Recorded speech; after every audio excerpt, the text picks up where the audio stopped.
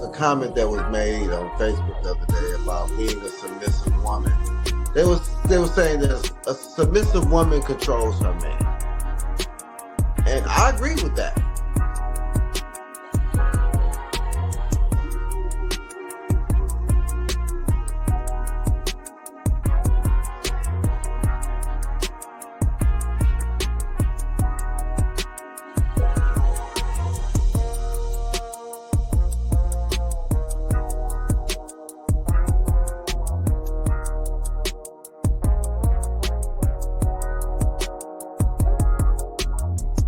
I think until we begin to talk in honesty and transparency and stop pandering to both sides, especially to the sisters, because there is so much entitlement, and because men have been quiet for so long, and it's been the men that has been quiet were the type of men that y'all really need to be listening to. The men that doing the most talking ain't the ones, they don't have nothing to say anyway.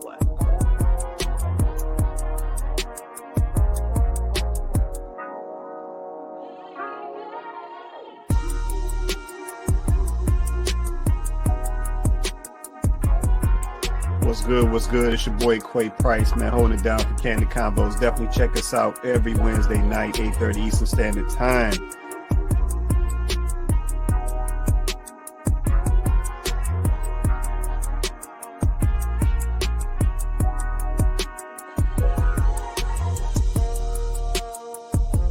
People today, they lazy.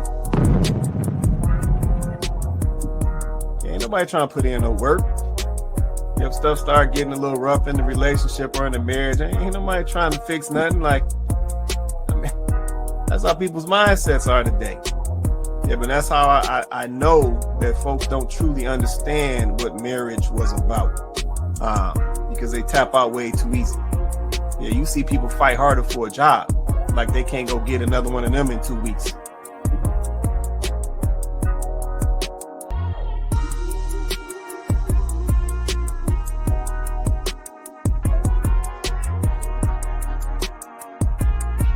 Yeah, she's talking about these guys coming to these foreign countries and sourcing out these foreign women because they possess these character traits.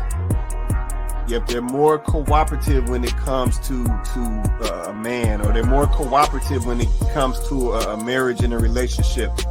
They're more, nurturing forward when it comes to a relationship. They're more I don't even want to use the word soft, but I'll use the word soft. They're softer when it comes to, these relationships and interactions with men and so forth. And like I said, we definitely got to be honest. We see a difference, right? We see a difference. And I think, Chloe and Tay made some good points earlier. A lot of this stuff is based around money over here in the West.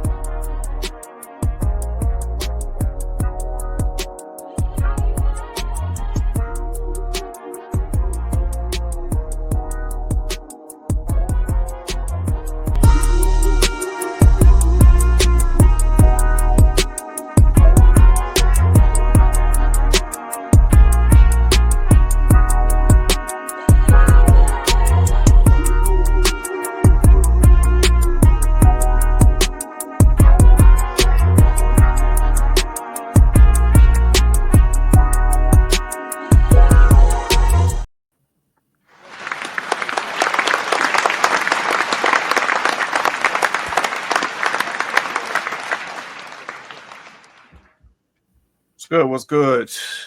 Welcome back to Candid Convos. I'm your host, Quay Price. We got Coco on deck. Say what's up to the people, Coco. Hey, everybody. Happy Wednesday. Happy Wednesday. Yeah, no, shout out to y'all tonight. We got Vince on the panel. What's going on, Vince? You good, man? Hey, how y'all doing this evening? Good. How you doing, man? Good. All right, cool. We just getting started, man. Like I said, shout out to everybody joining us tonight. Once again, we appreciate y'all rocking with us. Do me a favor, hit that like button. If you haven't already, hit that like button. Also, hit that share button. Like I said, we've had a couple folks who stopped by the platform, they came across us via share or somebody talking about the platform. So yeah, keep that up, y'all. We appreciate that support. Hit that share button, hit that like button. If you haven't already, hit that subscribe I said we want all the subscribers we can get. We need all the support we can get. So, man, shout out to y'all once again. Let me see you checking in early, and we'll get right back on into this. Shout out to my guy Donovan. He said, "What up? What's happening? What's going on, Donovan? Appreciate you joining us tonight, brother. Appreciate you." Let's see, Eva Wright in the building. She said, "Happy Wednesday. Happy Wednesday to you, Eva Wright. Appreciate you hopping on with us tonight as well." Let's see, Eva Wright said, "Giving Christmas vibes, quite well." We got, folks got to get in the got to get into the vibe. Oh, no, I appreciate that. Let's see, Kenyatta said, "Happy Wednesday." What's going on, Kenyatta? We appreciate you hopping on with us tonight. As always, holding us down every Wednesday night. All right, let me thought I heard something. That was JR hopping up. Let me get this right. All right, cool. All right, let me do this real quick while I'm thinking about it. So here's a link to join us on the panel. You can drop this in your Google Chrome, your Microsoft Edge. Coming through an Apple device, you got to use Safari. But yeah, join us on the panel. So, you know what I'm saying? Throw your camera on. Join us up here on the screen if you ain't scared. If you are, you can cut your camera off. Yeah, join us on the panel. Let's have this conversation. In addition to the video feed, this is also in the chat feeds. So you can catch it at the Candid Combos page on YouTube or Facebook. Or you can shoot us a message. We'll get it to you that way as well. But I'll leave this up here on the screen a little bit as we get into the conversation. Let's see. Tiffany Rowe in the building. She said, "Happy Wednesday." What's going on, Tiffany? Appreciate you jumping on from YouTube tonight. Appreciate that. All right, cool. So I think that's everything. Let me check in. Let me see what JR doing now. JR, you down there, man? Hello, everyone. How's everybody doing? Doing well. How you doing, man? No, I'm not too bad. Just, wet weather every day. Wet weather, man. You know what, man? As many times we done talked, man, I ain't never heard you excited about the weather, man. Shit, come on now. I live in England, man. Nah, I understand.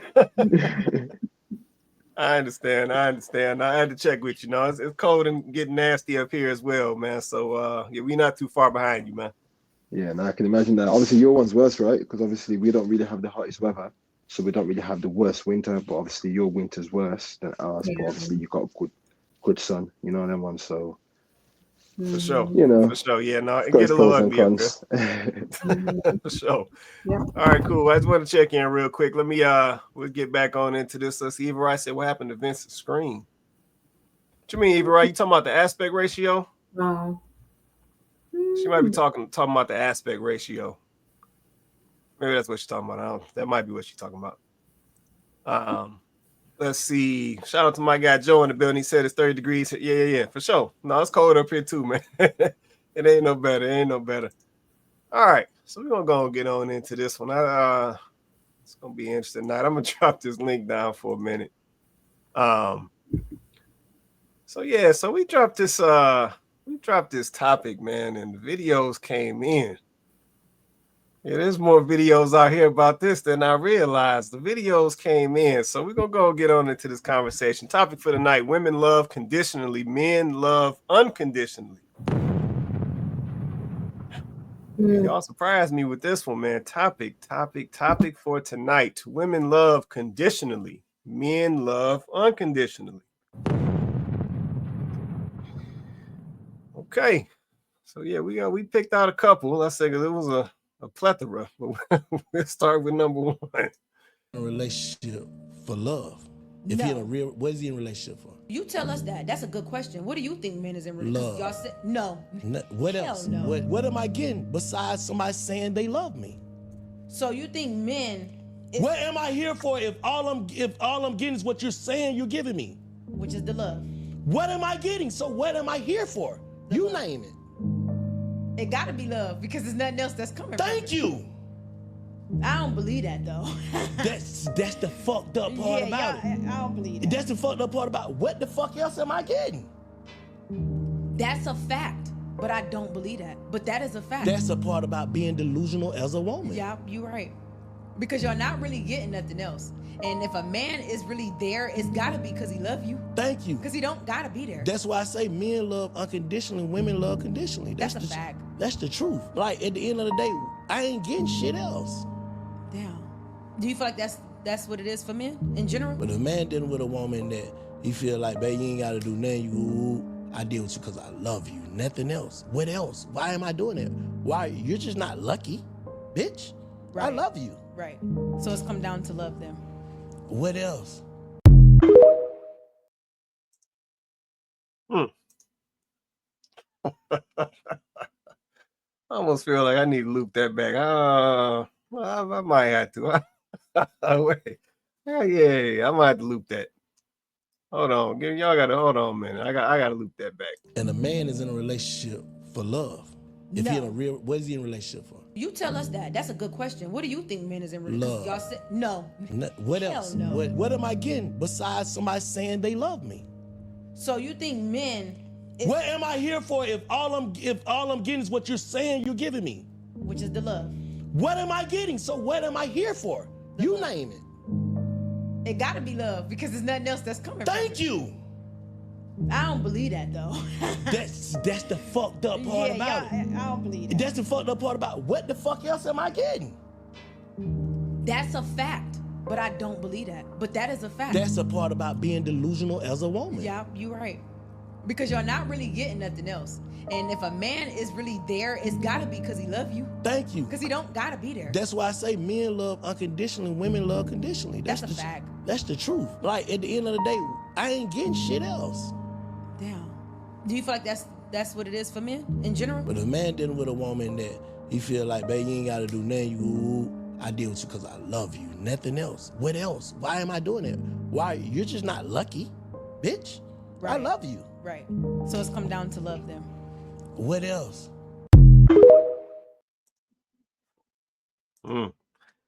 Okay. Well, that's video number 1. I said, drop a comment. Let me know what you think about what the gentleman said. I ran it back twice. Just to make sure everybody got the context. All right, well, drop a comment. Let me know what you say. So let me come on to the panel. Coco, Vince, JR. So what you think about what was just said? And shout out to I think her name is Chevy Chase. I think that's how you say that. Yeah, Chevy Caprice, my bad. Mm-hmm. Yeah, shout out to her. I said I recognize her on the left side. I got to figure out what the gentleman's name is. But yeah, shout out to her. Shout out to Chevy. All right. So yeah, coming back to the panel. Yeah, what y'all think? Get it off your chest. Say what you say. So the name of that show is Perspectives with Bank. That's what it's called. Right. But yeah, so I mean, listen. That it's hard to I don't know, man. It's hard to dispute it, if I'm being honest. It's hard to dispute that because the truth of the matter is, I know as women, I'm about to go there, y'all. And I know the ladies in the comments, can provide their perspectives and back me up, or correct me if I'm wrong, but I know as women, we like to think, right, that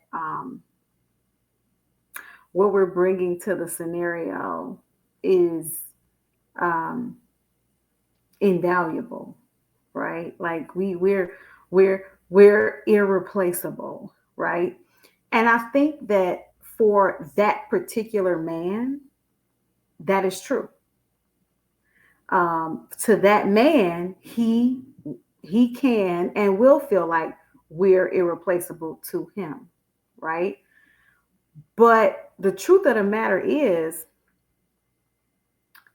the things that he can get from you as a woman, he can get from any woman. So why is he with you?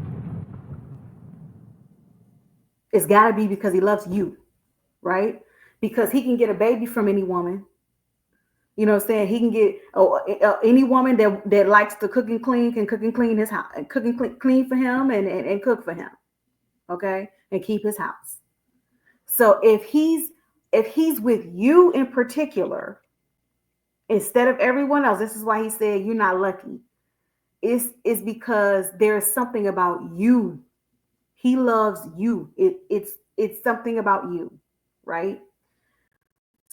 So then we have to agree logically that it's the love that is keeping him there.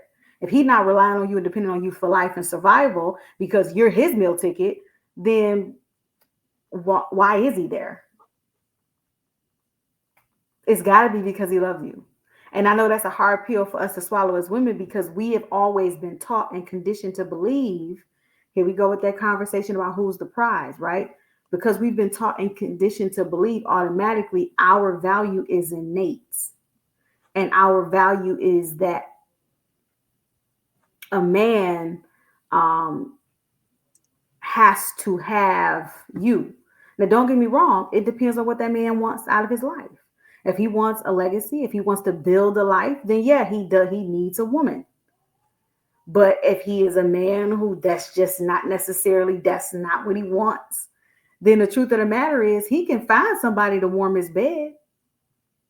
He don't have to marry her nor be in a long-term relationship for that. Mm. So we have to be real and we have to be honest. But being real and being honest, ladies, is what's going to allow us to be what? Humble, be grateful, right? When we lose, when we step into the delusion, we lose humility. We start thinking that, you know what I'm saying? You know, it is what it's not actually. And then we think more and value ourselves higher than we should. Now, does that mean you don't have value? Absolutely not. Does that mean that a man is not going to find you absolutely irreplaceable? Absolutely. But why would he think that? Because he loves you. That's why. Not because what you're giving him is any more special than what somebody else is giving him.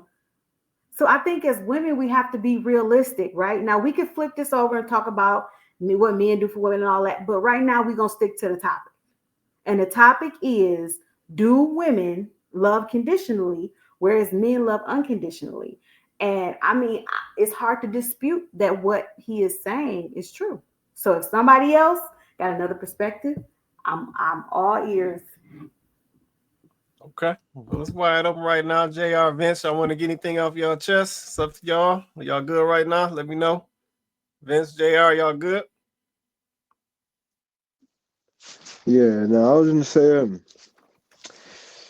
boy, what Miss Chloe said, yeah, it was a lot, man. It didn't really, paint the ladies in a good picture type of ish, obviously from a man's point of view. Does that make sense? And obviously, it just kind of took it to the extreme of like, whoa, did we love them, but did they really actually love us as men? You know? But obviously, maybe it's not even that, but we can get into that obviously as the conversation moves on. So I appreciate that. Vince, you want to say anything? You good, man? Um, I think that for the woman's perspective, you guys have value from birth. We have to earn our value, and I think that's the big difference. There are more requirements for a man to receive love, and we as men receive love differently. I think a lot of our love have to do with respect and appreciation. I think the woman's love is more emotional, more of a feeling. Ours is more of an action. And women usually say that they have a lot of requirements on men. Men usually love a woman for who she is. Period. She don't have to do much. She just have to be who she is. A man has to provide. A man has to protect. A man has to show leadership. He has to do this. It's not just because of who he is. We have to prove our value. Okay. No, I appreciate that right there. Joe, I saw you hop on, man. You want to say anything? You good right now? Um, I thought it was crazy how shocked she was about the simplicity of what love is and how we express it. You would think it's the other way around because women are supposed to be like the lovey-dovey types. But the reason why I think it shocked her and so many women is because I think women are just maybe they're smarter and um, more like tacticians in the way they go about things. It's kind of like if I'm giving you this, I expect this. I think more men are much more forgiving than that. until they learn to be otherwise. They're forced to be in some cases because of women like her who can't believe that you could just love me for who I am. It's because she can't love a man for who he just is. He has to provide, protect, do all these other different things. And although yes, like Chloe said, we want, some of us, we want legacies, we want to bear children, we want a house, we want a home. Um, but that's like in addition to. That's not like I need you to give me that in order to have that. There are some men who will get with a woman even if she's barren, even if she can't have children, or any other circumstance. She can be in the whip, but is it like that more often if it's the other way around? We see examples of it, but it's probably not as often as if the man is the one that's doing so unconditionally. So um, I just thought that was wild to see, and we have to, as men, unfortunately, we have to kind of hold back sometimes because a woman can use that to manipulate us, to knowing that, oh, he loves me, but I know I don't love him. Well, let me get as much as I can out of this man. Men get taken through the ringers, and then they come out, and then that's how you get the red pill. That's how you get the manosphere. That's how you get all these different factions of men um, standing up, I guess, and choosing not to love anymore because they've been burned so many times in their past by women who just cannot possibly believe, I don't love you that way. Why would you love me that way? I can't fathom it. But to us, it's like, is that not how you think? Oh, wow. So I got to move this way then. And that actually makes us kind of sad initially. And then you kind of get over it and you realize this is the reality and that women don't love us, so it doesn't serve us well to do the same. I'm not saying that's a good thing. Just saying that's just how a lot of men, that's the conclusion that a lot of men come to in order to deal with that, um, the fact or the reality that a lot of women don't feel that. I'm not saying women don't, but in general, at least in America and the modern woman, that's the way they genuinely think and how they really feel. I got you. Okay, no, I got you right there. Let me get this comment, then I'm gonna come back to the panel. Let's see. Shout out to Kenyatta. She said, just had this conversation in Black Girl Luxury Group. They were mad at me when I said men love unconditionally and women love conditionally. It was based off of a video someone posted in the group.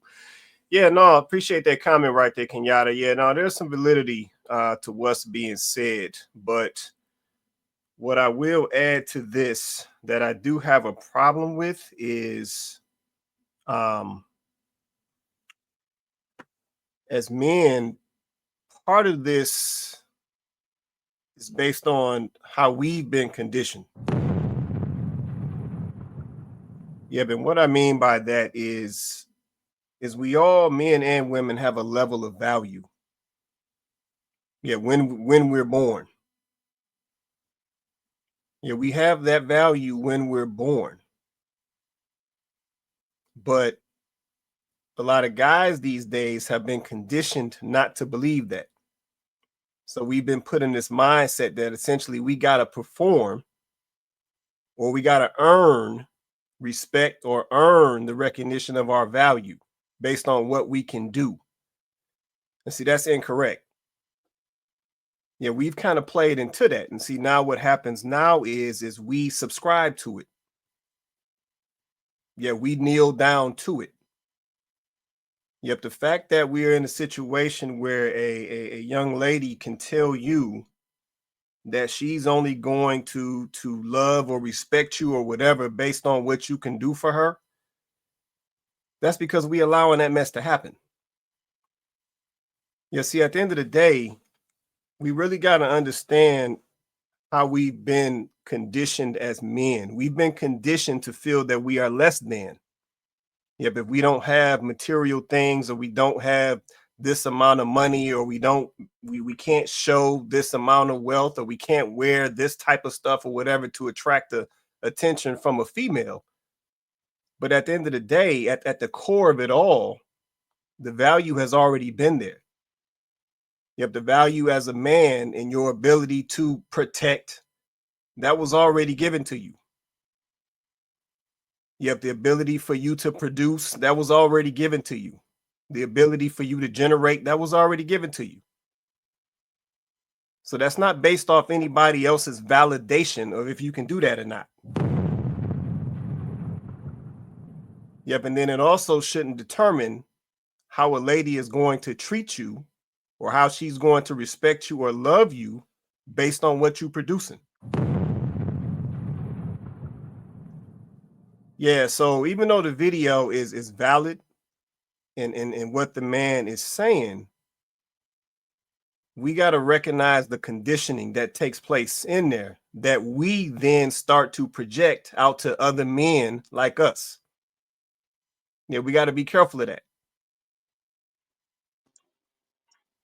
Go ahead, Joe. Uh, I just want to add to that real quick that I absolutely agree with your breakdown of that.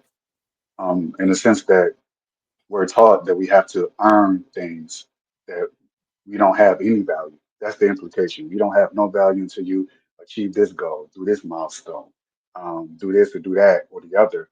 And then it's a rude awakening when a man achieves a lot of these things, material, career, or whatever it is that is external outside of himself.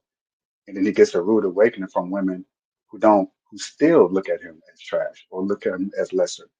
Um, because it's never been external to begin with. But we've been trained to believe it's external. So we put all our effort into achieving or acquiring external things for that validation that upon acquiring it, some of us that do, you realize, oh, wow, it's not the money, it's not the cars, it's not the clothes. All those things are superficial. So what else is it that I'm missing that I thought I had to get that I don't have that because she's still not giving me the respect or the love that I thought I was going to get upon acquiring these things. And so what I've learned over time is that I feel like that one quality, that one thing, and I think you touched up on this like maybe 2 weeks ago. A man, at least in my case, who practices a strong sense of sexual discipline, a man who values himself so much to the point where he's not pornography, masturbation, constant releasing of himself. That is a big, big key because that's when I noticed a turnaround by accident, just by accident, not doing anything. I'm too busy to do. Where's all this attention? Where's all this love coming from? And I thought it was the opposite. I thought if I get the money, the cars, the girl, and I got all that stuff. But it didn't make any sense when I had none of that stuff. And I just said, you know what? Let me just focus on other things and not debase myself, which is what the society promotes amongst men. You're supposed to go around, sow your wild oats, and do all these different things. We debase ourselves thinking that it's a masculine thing. But then when you hold on to that thing, that is what women are drawn to. It's innate, and it's I'm not going to get too deep or esoteric with it, but that is actually the key. So that inborn value is in every man, but we're taught to get rid of it, not to value it. Oh, it's useless, it's worthless, it doesn't mean anything. You can just make more of it, but we deplete ourselves of that essence, and then wonder why we're not getting the respect in women that we seek and that we naturally deserve. But you can't have respect from a woman if she doesn't sense that masculine energy within you in the way that you sense in her. So they're taught to hold on to their essence in a way, and they mastered it. But men are told the opposite. Oh, it's worthless, it's useless. Therefore, by getting rid of it, it makes the man therefore useless. No matter how much money he makes, how many cars he has, how many businesses he owns, none of that matters to women. Because she can be drawn to a homeless man who holds that essence, but be be reviled by someone like a Jeff Bezos if he doesn't have that same thing, but be attracted to someone lesser than him. Even though he's a billionaire, she can be attracted to a whole different man that it confuses people. But he's got all this money, the cars, the status. It doesn't, not that it doesn't mean anything. It can be an expression of what goes on internally. But a lot of men leave heavily on the external things, and it was a shock to me. So I had to learn how to Right. kind of figure out what is it that what is it because none of this stuff is it doesn't matter. I'm still getting a disrespect. I'm still not getting a look and the switch. As soon as I realized, oh, I'm not supposed to be doing these things that I was told was okay to do all my life. It's a whole, but I'm gonna leave it at that. That's not even the conversation. But when you're talking about the unconditional love, that is an instance in which women can unconditionally love a man, and I think it's a response to a man who doesn't hold it, and women just kind of react to it. And the man is like, well, why don't you love me the way I love you the same? It's because there's nothing in you that I can feel. She's talking about the feelings and all this. I don't feel that energy, that's something in you that is not there. But I can't put a name on it. I don't know what it is, but I just know you don't have it. I can't respect you because you don't have it. And the man is like, well, I thought it was the money, the car. So most men just don't know. So I Right. hope that makes some sense. It probably doesn't Yeah, make much yeah. sense, but it makes sense to me. No, no, no. I got you. I got you. Listen, it's really speaking to being authentic, being genuine, and essentially the build of your character. Those are the key pieces. You have not all these material things that essentially we've been fed or taught that we gotta quote unquote produce or have in order to be loved and respected. So yeah, it just really comes back to those foundational things. And like I said, when those things are missing, because even in this conversation of a young lady, you know what I'm saying, and having these conditions around if she's going to love a man to this extent, or if she's going to respect this man. If we think about that right there, that's crazy. Yep, that's crazy right there. See, you know what I'm saying? Love and respect used to be about coming together. It used to be about being a unit. It used to be about supporting each other and building. But if now you're telling me if I'm not generating this money, or if I'm not doing this or I'm not doing that, then I can't get this love and respect from you, then it's just like, what are we doing?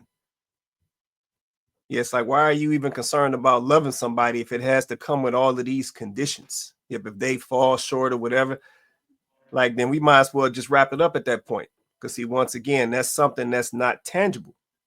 Yeah, that's something that's not going to last. Unless, and we got a couple videos to support that. I'm gonna keep going because I said I got a few that's just tied directly to this that came over. My husband, he knew what it was up front. Right. He ended up going broke. I have expectations. When you don't meet my expectations, I move the hell on. You left your husband because he went through a little financial struggle. And did. At any point in time, did you feel that love should have kept you there? I feel like he didn't love me because if he did, he wouldn't have went through a financial struggle. A man that loves a woman don't go through hard times.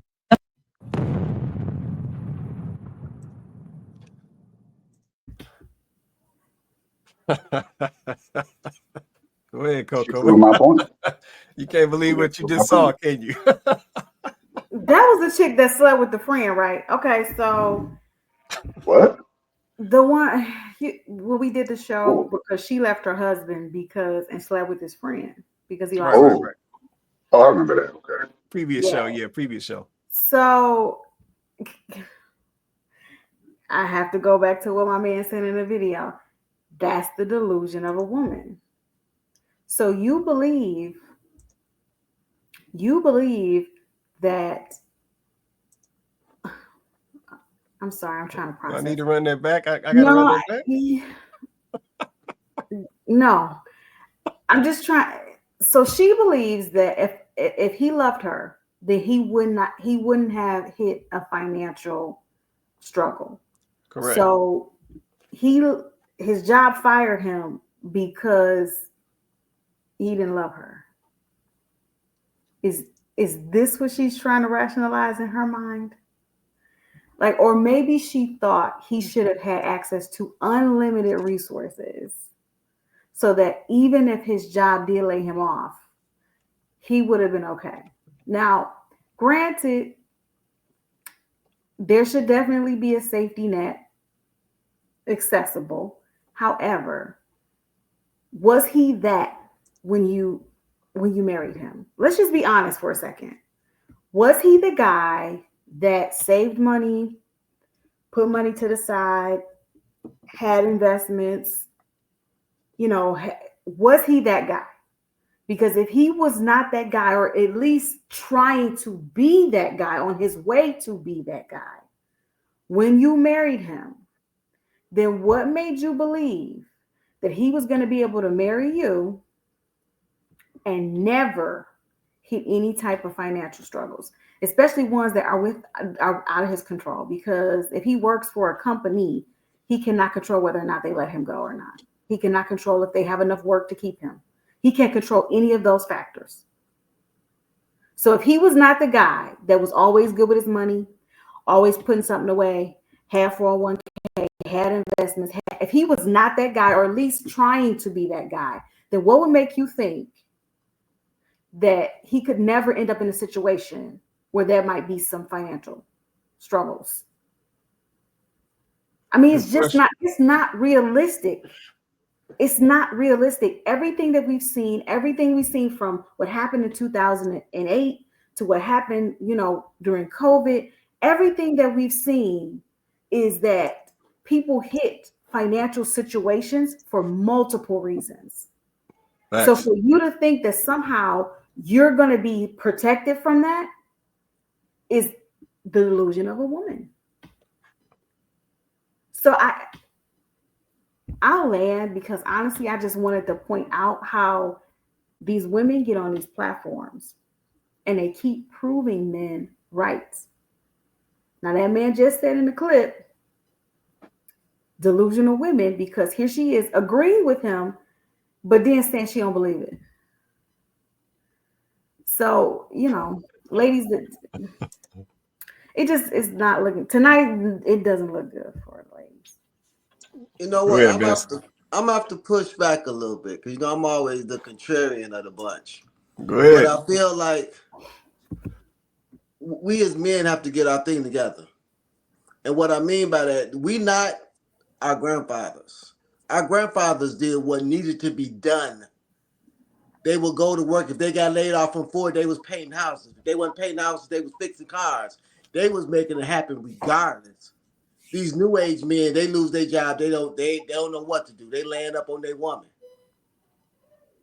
And that's just how it is. So I understand the issue of um, we can't have it both ways. We can't have our value is what we produce. I'm sorry, that's just how I get down. If you don't have the results, then I can't rock with you. If you're telling me how to be a good father and your kids ain't shit, I'm not listening to you. If you're telling me how to invest and you ain't invested a quarter, I believe in results. I believe you can't lead without results.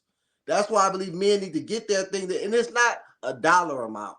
People want to say buying these. It's not that. It's knowing who you are, being comfortable with that, and finding somebody that you're equally yoked with. But men are not waiting to do that. They jumping out there before they know who they are, before they know their purpose, before they know their vision, and then they want a wife or a girlfriend to respect their hustle when they don't have no hustle.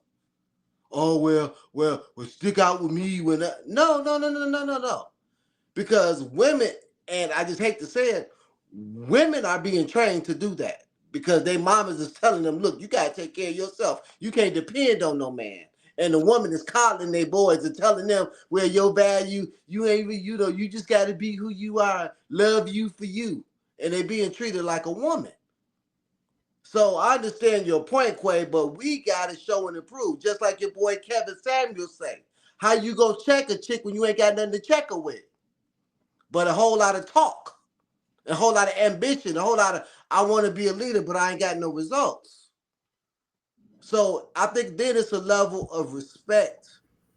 When you're taking care of things, it just is. I'm 52 years old. I had better results when I was on my path. I'm not gonna necessarily say because I got money, because that's relative to who you're talking to. Having money is relative. If you're talking to, you know what I'm saying, Quay, having money can be 50,000, having money can be 100,000, depending on who you're talking to. Yeah, no, So I just think that we as men have to understand we can't have it both ways. If you want to lead and you want to respect, then you got to prove it. If you want to be a 50-50, then you're going to have to take 50-50 respect. yeah, no, I understand that, man. But see, the problem is that's not what's happening. What's happening is folks are putting a dollar amount on it, then saying because you have this dollar amount, then now that means essentially that you can lead and then you get the respect. And see, that's the problem. It shouldn't be that way. Yeah, but dollar amount does not determine if I can lead and get respect. Yeah, that's not how that works. But see, that's what we do today, though. But I think your results prove that. It's like I own a business. I have workers. Your value to me is what you're doing. It ain't about what you're saying. So your value is that you're coming to work every day. Your value is that you're taking care of my guys. You're going the extra mile. You ain't just coming and doing what's told of you and expecting for me to value like I value to somebody who comes in 15 minutes early every day. I'm not gonna value y'all the same because I value on results. So if your husband saying he a leader, but he not providing, he's not provision. Yeah, I believe providing is money. I'm sorry, it is what it is, and I think that the problem is that we're not evenly yoked, and men don't have just like with me. I understand that I live way below my means. I think people live too, they live too far above their means. So I would have to fall off a cliff. Old man told me one thing. He said, "Don't never depend on no woman's money. Don't never depend on a woman's money. Yeah, it's good that they got it. It's good to be, but they not made for what we made for. Keep them in their feminine. Keep them over there to where they don't have to worry about And I know that might be, people might say, "Oh, well, that's not really possible," but yet it's possible in today's times. Because if you would live at your means and live on one income or live on 1.5 income, you'll do better. But everybody she got a Mercedes and he got a BMW. If you make 100, I make 100. We're not gonna live off 100. We're gonna live off 200. Right. That's the problem too. You know what I'm saying? Yeah, no. So I just feel, because I see too many low performing men. I just don't think that we can have it both ways. You can't expect all this respect and admiration when you ain't doing shit. You're not stepping up. These women out here working, taking on 2 or 3 jobs. A dude lose one job, he don't know what to do. So I think as men, we got to step up and take our place in leadership.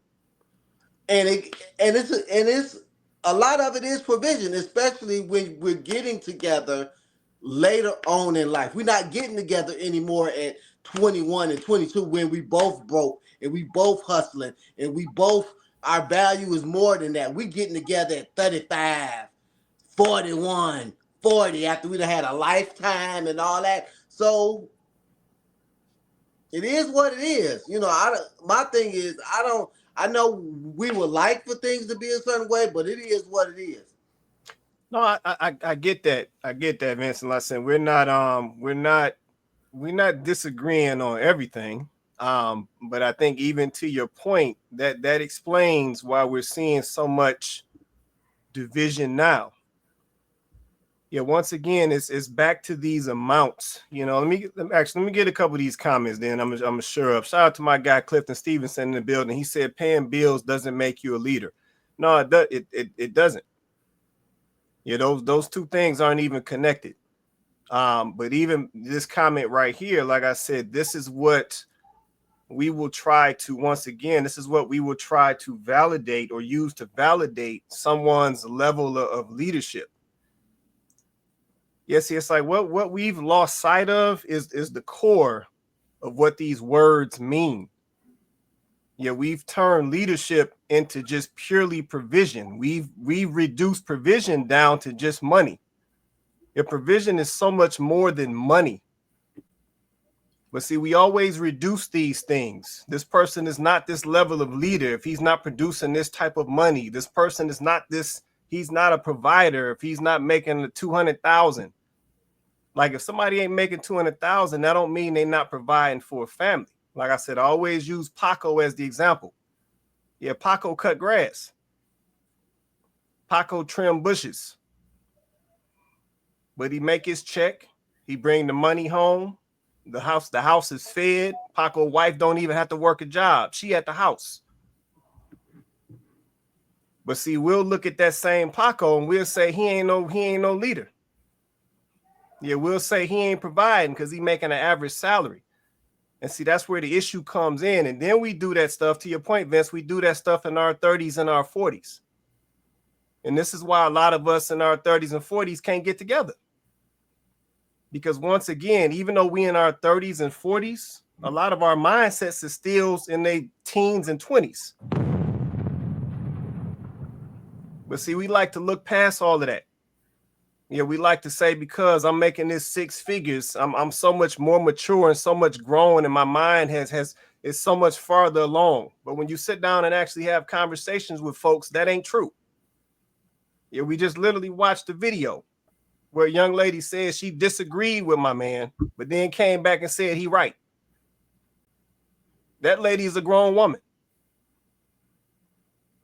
So see, some of this stuff that we be thinking, and some of this stuff that we've conditioned ourselves, we got to check ourselves. Yeah, some of these ways that we think is off.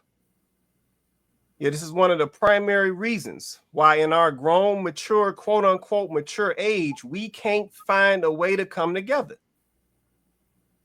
Yep, you got your kids, I got my kids, but somehow we can't mesh together. What's the holdup? Oh, you ain't got as much money as I got. Oh, your house ain't as big as mine. We gonna sell yours and not sell mine. Well, no, let's sell yours and not sell mine. We can't even come together on the basics. Yeah, you sitting here talking about this man he ain't providing, he ain't no leader, but yet you sitting over on 70,000 in credit card debt trying to see how it's gonna get paid. But you want to talk about what he ain't doing. And see, that's a lot of people's lives today. Yeah, but we got a chance to see some of the background on some of the people that's saying some of this stuff, we would be surprised. Yeah, we'd be surprised. All of the defaulted mortgages, we'd be surprised. All the blown up credit cards, maxed out credit cards, we'd be surprised. All the repossessed cars they done had, we'd be surprised that they live in check to check. But then at the same time, we walk around talking about how somebody else ain't got some value. Yeah, we walk around talking about how somebody can't lead me because they making a certain amount of money, but yet your stuff jacked up. But you just don't want to talk about that though. Yeah, so man, all of this stuff, man, it all comes back to our mindsets. It don't matter how old you are. If your mindset is jacked, your mindset is skewed, it's jacked and it's skewed, and it is what it is, and we got to own that. Yeah, it's not always because somebody they ain't generating some money, so that make them less of a leader. It ain't always because of this dude ain't making all this money that he ain't got these kids. That ain't how that works. But I think you missing See, my that's point, how we Quay. convince ourselves, and that's the problem. I'm not talking about all this money. I always take a teacher.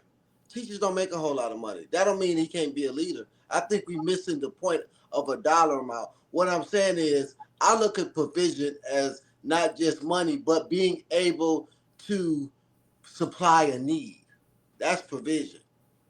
You know what I'm saying? So, because a lot of people say, well, Vince, you lead with money. No, I lead with provision because I'm always thinking about how to supply a need. If you come to me and say, hey, I want to put this chair together, I'm going to ask you whether you got a screwdriver. You got a screw. Have you looked at the instructions? Have you did this? Have you did that? So it's not necessarily a dollar amount because, again, that's relative to who you're talking to, having money, not having money. You know what I'm saying? People, and there are people who live in good lifestyles who making 50, 60,000, people who not living making 100. So it's not necessarily about the money. It's also being able to be in your purpose. And I think that's what men have a problem with. We're not in our purpose. And so when you're in your purpose, you will be successful. That's what a man who's in his purpose will be successful. A man who's in his gift will be successful. So yes, if you're not, if you're doing something and it's not able to provide for you, then that's not your gift. On whatever level, if you can't take care of yourself, being a comedian, then maybe you don't need to be a comedian. I'm not talking about riding around in Mercedes. I'm talking about basic being able to take care of yourself. You know what I'm saying? So I think that we also have to understand that, it's not about the dollar amount with men. Now, with women, it's different because they have certain standards and they're not going to settle and all this other kind of stuff. But I just think a different type of way. I don't, I just think of how things are. I don't really care how we want things to be. I look at things how they are. I look at this thing. Okay, you got this. You get this type of respect. You got this. You're just like a pretty woman. She pretty. She gonna get in the clubs. She gonna do it. I'm not gonna say, well, that's not fair. Just she pretty. She's fine. She gonna get extra shit. She gonna get whatever she want. Or you know what I'm saying? So I think that we as men, we can't have it both ways. So I agree with some women on that. You can't have it both ways. You can't lead me if you ain't leading yourself. How you gonna lead me and you can't take care of yourself? I got you. How you a 40-something-year-old man and you living with your mama talking about you a leader? How you 40-something years old and you got 3, 4 kids you ain't taking care of, but you call yourself a leader? Leader is about your results. To me, I care about your results. And I have mad respect for any man, just like a teacher, a plumber, a painter. If you in your gift, you can make a living off of painting. But if you a shit painter, you ain't gonna make a living off of it. So you're not a leader. My I thing is got you you. gotta show me the results. Show me show me the money. I'm sorry. It is what it is. No, I Show got me you. and the results is your that it is what it is. Can't check a bitch unless you got something to check her with. I got you. I got you. Go ahead, Coco. I know you wanted to go. Go ahead. So yeah, because at this point we kind of arguing points back and forth. But I speak more so to the mindset, right? And it's a toxic mindset for anyone, men or male or female, to believe that they have to do something first to be found worthy or valuable. It's a toxic mindset, and I'm gonna give a personal anecdote for y'all to understand why I say that. Also, it doesn't automatically mean when things aren't popping off for you that you're not on your purpose, because that's not really how purpose works.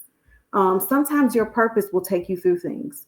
Sometimes you'll be in your purpose and you'll be like, God, I'm doing what you told me to do. You gave me this talent, you gave me this gift, but it's not. Did I hear you wrong? It's not popping off for me. I went here, you told me to go there. I went here, you told me to go there. And it's not a straight line. Your path to your purpose is not a straight line. That thing has some peaks and it has some valleys. And the problem is people are not always patient. The person, him or herself, who's going through that isn't always patient with the process. So when you pull other people in, they also are not always patient with the process. We have context on this because we just saw a whole video and we saw the one back when she was talking about her husband and a friend. So we actually have context on this particular situation. And in this particular situation, this woman knew what she was getting when she got him. She knew he was a man that worked a 9 to 5. She knew he wasn't a baller. He told her that he would pay all the bills. And up until that point, he had been doing what he told her he would do. He had been paying all the bills. So he wasn't a deadbeat guy. He didn't lie to her. He was doing what he told her he would do. But life and unforeseen occurrences befall us all. So he got laid off. Now we can go back and forth about why he didn't have a savings and this and that and third. We also don't know what type of lifestyle she was living with him. We have no idea what her demand on his funds was because, baby, she liked to be kept. So we don't know what he was doing with his additional money with her. So we do have a bit of context in this situation. So in this particular situation, I would say, sis, you knew when you got with this man, he wasn't a baller man. You knew when you got him, he wasn't that kind of guy. So why weren't you more realistic? Why weren't you more like, well, I don't, he cool, he paying the bills and everything is going great, but I do want to make sure that at the end of the day, we're going to be good. I'm going to be good, you know what I'm saying? Since I don't have to spend none of my money on the bills. Sis, what was you doing the whole time? So we give guys a real hard time about why they ain't on this, why they ain't on their grind, why they ain't doing this, why they ain't doing that. But yet women are most educated, most this, most that. Where were you, sis? Where were you? You couldn't hold him down till he found another job? A couple of months, a few months. So back to the topic of women love conditionally and men love unconditionally. Unfortunately, even the back and forth between the two y'all is just proving us right. This is my personal anecdote, okay? My personal anecdote is this. I am now and have been for a few years a stay-at-home wife and mother, okay? I homeschool my son. This is something that I always wanted to do. I always wanted to homeschool my son, but I had no idea how I was going to be able to do this because I was a full-time working mom up until this point, right? Boom. So now I find myself in a situation where I actually can do this, right? Boom, I take a sabbatical. I can do this. It's wonderful. It's great. Except here's the problem. Through no fault, through no fault of anybody else's, this is me, and my mindset. We're talking about mindset. This is where this stems from. Through my mindset, I go, "Hmm, I'm used to working and I'm used to making a certain amount of money. And I'm used to being a now I am also someone who does not, I don't not this is I'm just telling for the story. I'm not somebody that like to it ain't about that. But I don't pay bills either. I don't either. I never had. So now I'm looking at it like, okay, well, I'm questioning my own value in my relationship. Not because anybody is making me feel any kind of way, not because anybody has said anything to me, not in my house at least. People on the outside always have stuff to say. But not in my house. My husband has not made me feel any kind of way. No, nobody that loves me has made me feel any kind of way. But here I am, like, man, I'm not, mind you, I know I wasn't paying the bills anyway. But I'm like, wow, what is my value? And that's crazy because meanwhile, I'm homeschooling my son. I'm managing things for my older son, who, he was going through his transitional phase in high school. I'm, basically helping my husband build a platform because of all of the branding that you see. That's me. So I'm like, wow, why are you questioning your value because you are not bringing in money?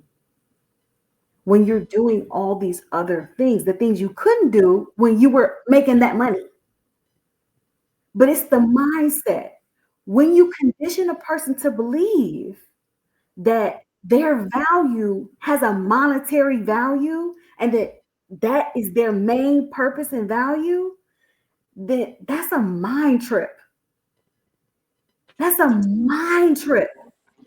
Because you begin to actually go, well, what else is there to me? What other value do I have? So it's tripping me out that men are walking around feeling like until they can make some money, until they can contribute a certain type of thing to a relationship, until they can 100% provide for a woman, until they can do all these things, then they don't have the same value as someone else.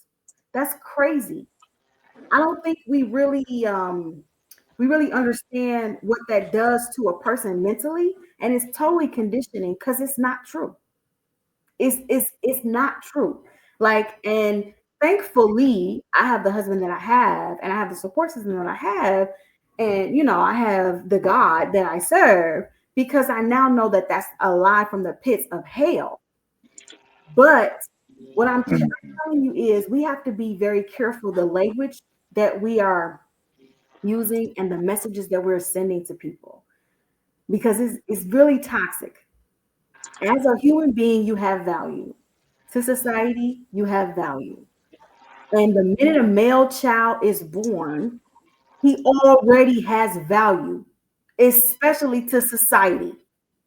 So don't get me wrong. I understand what you bring to a relationship as far as provision, as far as leadership. To me, honestly, these two conversations don't necessarily need to be had at the same time because they are not mutually, exclusive. Like I feel like they need to be separated. And I feel like unfortunately we having these conversations about your financial provision and your value at the same time. And I think that's why there's conflict because really we shouldn't be doing that. We shouldn't be doing that. Hey, Chloe, real Wait, quick. wait. Sad note. Oh, oh Bitcoin wow, just hit a hundred already? thousand. About time, about time. All right, hold that thought. We're gonna come back to that. All right, all right. Go ahead, Joe. Go ahead, Joe.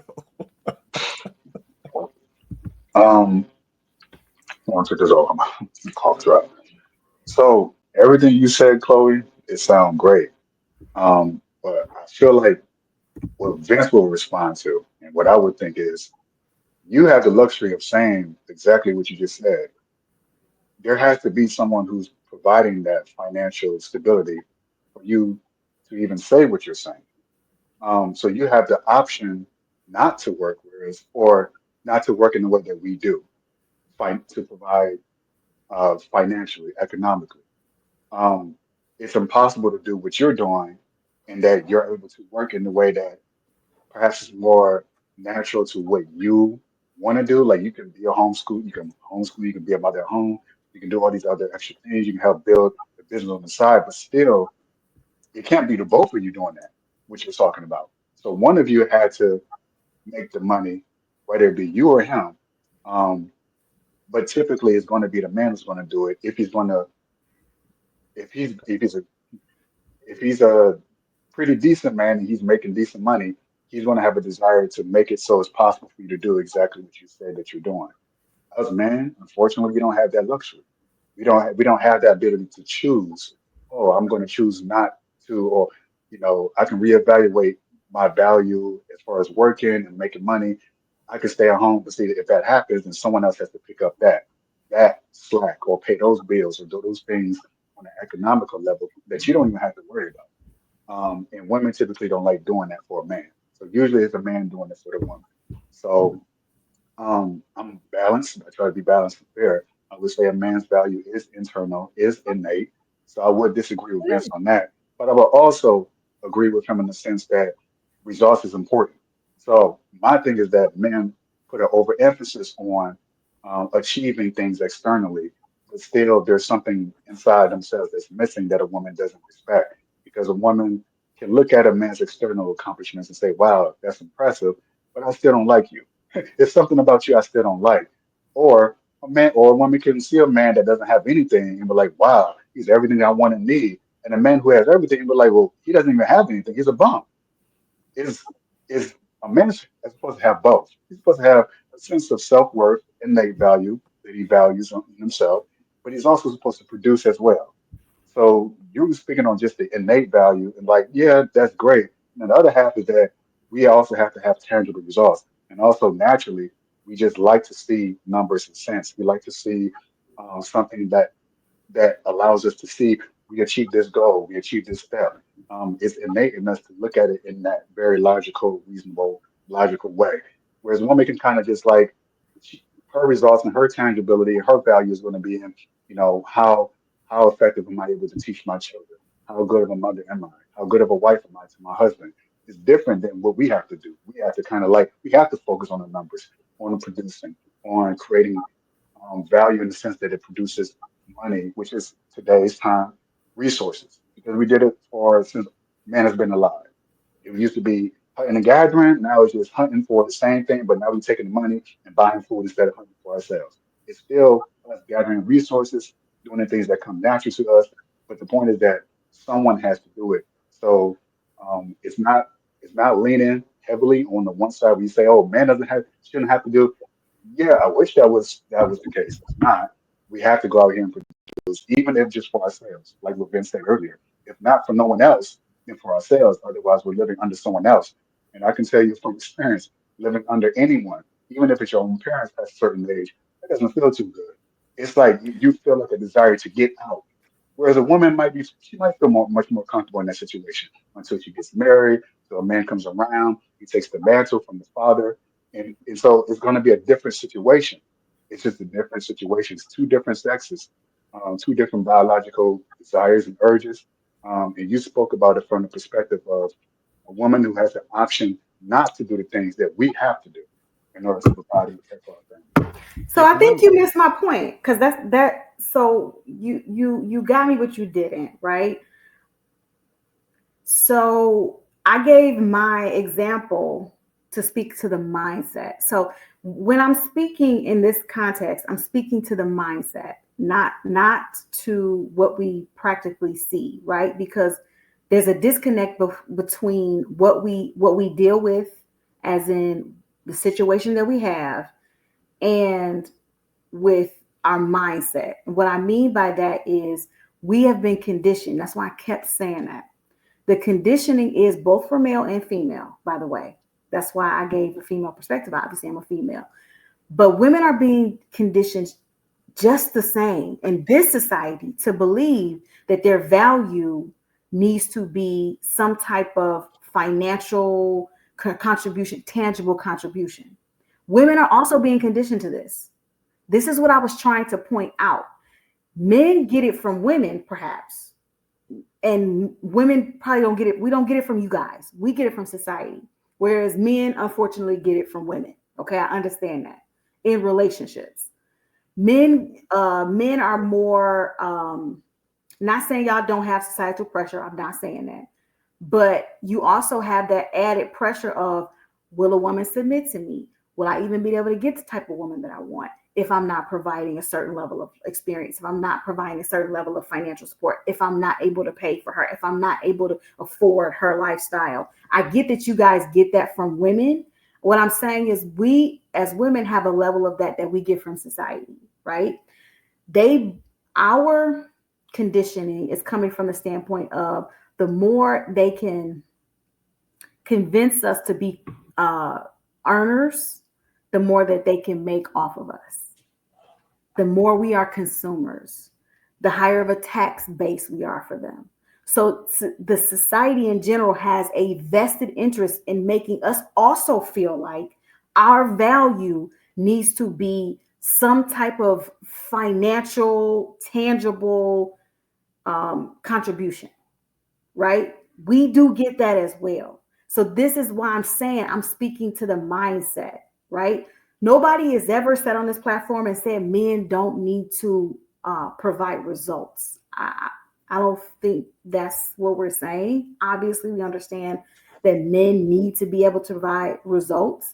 Obviously, we understand that men need to be able to, if you want to have a family, provide for that family. I think that's common sense. But is that not what this gentleman, because we're going to kind of go take it back, boop, boop, to the topic, was that not what this gentleman was doing, though? He was providing for his family. Now, we can argue back and forth whether or not that provision was what we think it should be or not. But he was providing for this family. He hit a snag, which can happen to anybody at any time. Okay? None of us are immune to a snag, because that snag could be you lose your investments. That snag could be the economy tanks. You got properties. Now they're upside down. You rent out properties, and the people in your properties can't afford it. Now you're trying to find other people to get in those properties. Like snags, unfortunately, are a part of life. So anybody sitting on here watching this show on this platform that think that they can't be touched, I would advise you not to feel that way. It's not realistic. This is why your value cannot be simply in what you can provide. This is why my value never should have been in what I financially brought to the table. Does that mean I never should have been bringing anything to the table? No. But it means that I should never have placed my value in that solely. That never should have been my mindset. And it should never be a man's. Like, that doesn't mean you shouldn't be working. It doesn't mean you shouldn't be providing, but that should never be your mindset. Because what if that does happen? What if something does happen? Then what? You're not valuable anymore? Throw the whole man away. This is why I speak to the mindset, because this is what we got to break free of. This. Oh, man. Let me let JR go, because I know you've been waiting. JR, it's on you, man. I know you've been waiting for a minute. Come off mute. Go ahead. Yeah, I'll just start off with obviously Miss Kobe obviously said a lot there, and she obviously brought it obviously around to where I was going to start. And I was going to say like, obviously I do agree with obviously Mr. Vince, with the whole sentiment of men being men, whichever way people want to see it, but we know what it is, right, in this society. So I do agree with him. And of course, he also mentioned their purpose, right? That's a big thing. What is a man's purpose? And of course, it's to achieve one for self. And of course, we know that men, of course, you go out there, get your resources, etc., etc.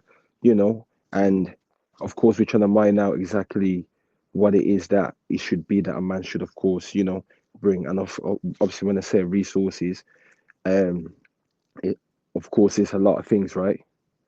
Man's character, of course, your money, what, of course, you can provide for people, just like what Mr. Vince said. So that, of course, is what I think a lot of men understand. But it's one thing doing it, right? Now, Miss Chloe obviously brought it around to obviously the whole society stuff and whatnot. And the problem is that, like she said, women being conditioned like men or whatever it is in terms of what the value is and whatnot. Um, and of course, that's where the clash is as well, because there's only ever been one pot. And now that there's more people working, we're all splitting that same pot. And that's one big issue, if you know what I mean. So for a man competing against a man, may the best man win, right? You get the highest, the highest paid job or whatever it is. That, I'm guessing that's what it used to be up until, of course, women came into the workforce, and now I'm competing against the best man and, of course, the best woman. Now, if this woman wants the man to be this six-figure earning man or whatever it is, now, like I said, in that one part when it was just men, it is more favorable for the man to get that. Like I said, may the best man win. Now that I'm competing against the woman, if she gets that, she's now acquired that six-figure sum. That's one space that's taken for that man. So there's a bigger problem when it comes to that, of course, the money situation as to why a man can't provide. So now we're taking it back down to where it shouldn't just be a man providing. So it should be a case of, okay, the man's character and all that stuff. And um, I think that's where now obviously we're getting confused, because it's a case of who's um, putting this on men and who's putting this on women. And of course, when we say society is putting it on women, right, we know what we mean. Of course, it's the higher ups, like Miss Chloe mentioned, about the whole money situation, etc., and whatnot. Now, my whole thing is it's that for this thing to work, right, is it a case of, do we go back to how it used to be, or do we come back together? Like I always say, we have the cheat code. My woman doesn't have to go out there and work for somebody else. Like Mr. Vince said, 100 and 100 is 200. Depends on how you live on that 200, right? But we've got the cheat code, we've got the internet. Raise the kids at home, but let's work on something where we can build you something, but also for the family, let's get somewhere, like I always say, right? And Miss Chloe obviously said, um, oh, sorry, I forgot what she said, but but going back to Mr. Vince, what I was gonna say about the men basically is that I get where you're coming from, but of course today, with the way society is, you said about men being men, the purpose, but I think the real word here that we should probably look at is when we're talking about the men not doing what they're doing is it's their desire to want to do it. Is there any desire to want to do things the way society is currently shaped for men? Of course, from a man's point of view, right? Women obviously have their own point of view regarding men, how men are moving. But in terms of how women are moving today, it's affecting men in terms of not just women, sorry, just women and the way society is shaped up things. It's affecting men in terms of what Mr. Vince is saying. But like I said, I agree with what he is saying. He's not wrong. And I'll leave it there. Yeah, no, I appreciate that, man. No, I think the thing is, I don't think anybody is completely wrong. Yeah, everybody has their perspectives on how they see it. But I think the piece that we have to consider, and listen, this is kind of going back to Chloe's point, is the mindset. Yep, a lot of our Sorry, mindsets. that's the word I was looking for. Yeah, Go sorry, ahead, JR. mindset. Yeah, mindset. Yeah, slipped my mind.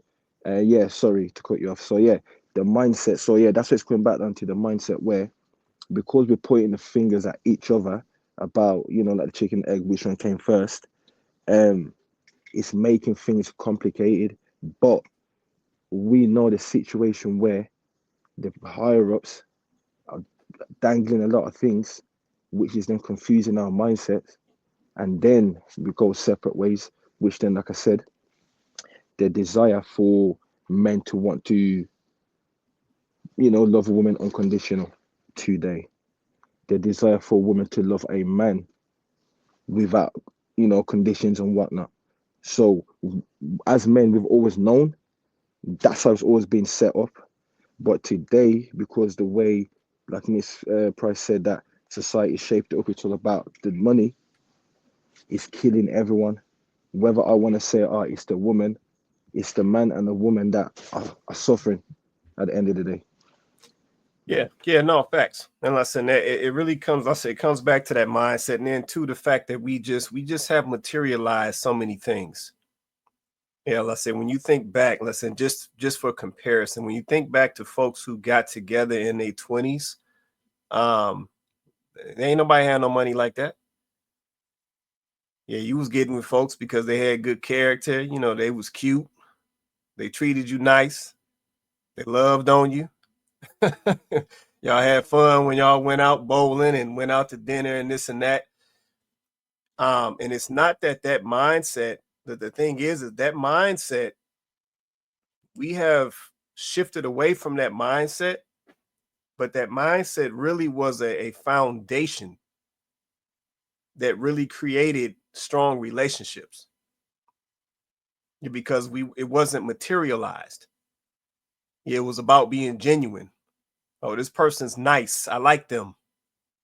Yeah, they cool peoples. See, those things that we used to say, that's what made great relationships. Then it was like, okay, so I didn't pick this person because they got good character. So I already know based on their character and how they move, they're going to be able to generate. Yeah, this young lady, yeah, she's always nice. She always soft. You know what I'm saying? She see I'm dealing with some nonsense. She know how to come rub my back and talk that little stuff in my ear. So just based on that, I know that is a good chance if I do stay with this young lady and we start a family, she's going to be a great mother. So that's how we used to look at things. It was off of the foundational pieces. It wasn't off the material. But see, that's the part that we changed. And I think that's causing a lot of our dysfunction now. See, now we want to base it off of the material. Yep, now we want to base it off of the production. Now we want to base it off of the numbers. Now we want to base it off of the assets acquired. Now we want to base it off somebody's credit score. Yep, and see, that's backwards.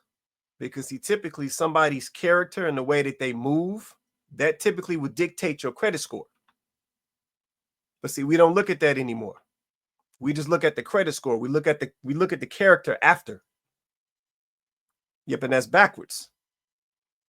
Yep, and that's why it's so hard today in 30s and 40s and 50s to pull relationships together. Because we don't prioritize the foundational things anymore. Yet the foundational things is what creates the results. But see, we only want to look at the results. We don't look at the foundation. Yep, and it's backwards. Yep, and that's why we see what we see. That's why a young lady would even be telling you, if you don't do this, this, and this, I'm going to leave you. Yep, if you don't make this type of money and you keep it up, the duration of our relationship, I'm going to divorce you and go a separate way. That's the only reason something like that would even be happening. Because that tells me that we didn't get together in the beginning based off the foundational things. We only got together because you saw my results and you thought I was going to be able to keep that up for the duration of our relationship. And because I hit a low spot, now you want to cut me off. And see, that's where we go wrong. And see, typically it didn't used to look like that. It used to be, I got with you for the foundation. So I know you're going to produce. And then when you produce and hit your low spot, I got your back. I'm going to hold you over because I know you're going to get right back in the game. That's how it used to look. But see, that's not what we do now. And that's why we see what we see. I Go thought ahead, that's Joe. what helped made us. Wait, was this lady, was she married or just boyfriend, girlfriend? Man, it's supposed to be a Oh, they were helpmate, man. married. That helpmate going farther and farther away, Joe. I don't know what's happening to that, man. I think it sounds good on paper, right? It sounds good. But the women, they're not, like you said, they're not being trained and conditioned from a young age on what that even looks like and how to execute it. So I would imagine in her position, all I've ever been taught was to look at a man and what he can provide for me in the here and now. And if that gets cut off, she's like a deer in the headlights. So what do I do? What do I do? Leave, and then I'm a cheat, and then get with the guy who got the money.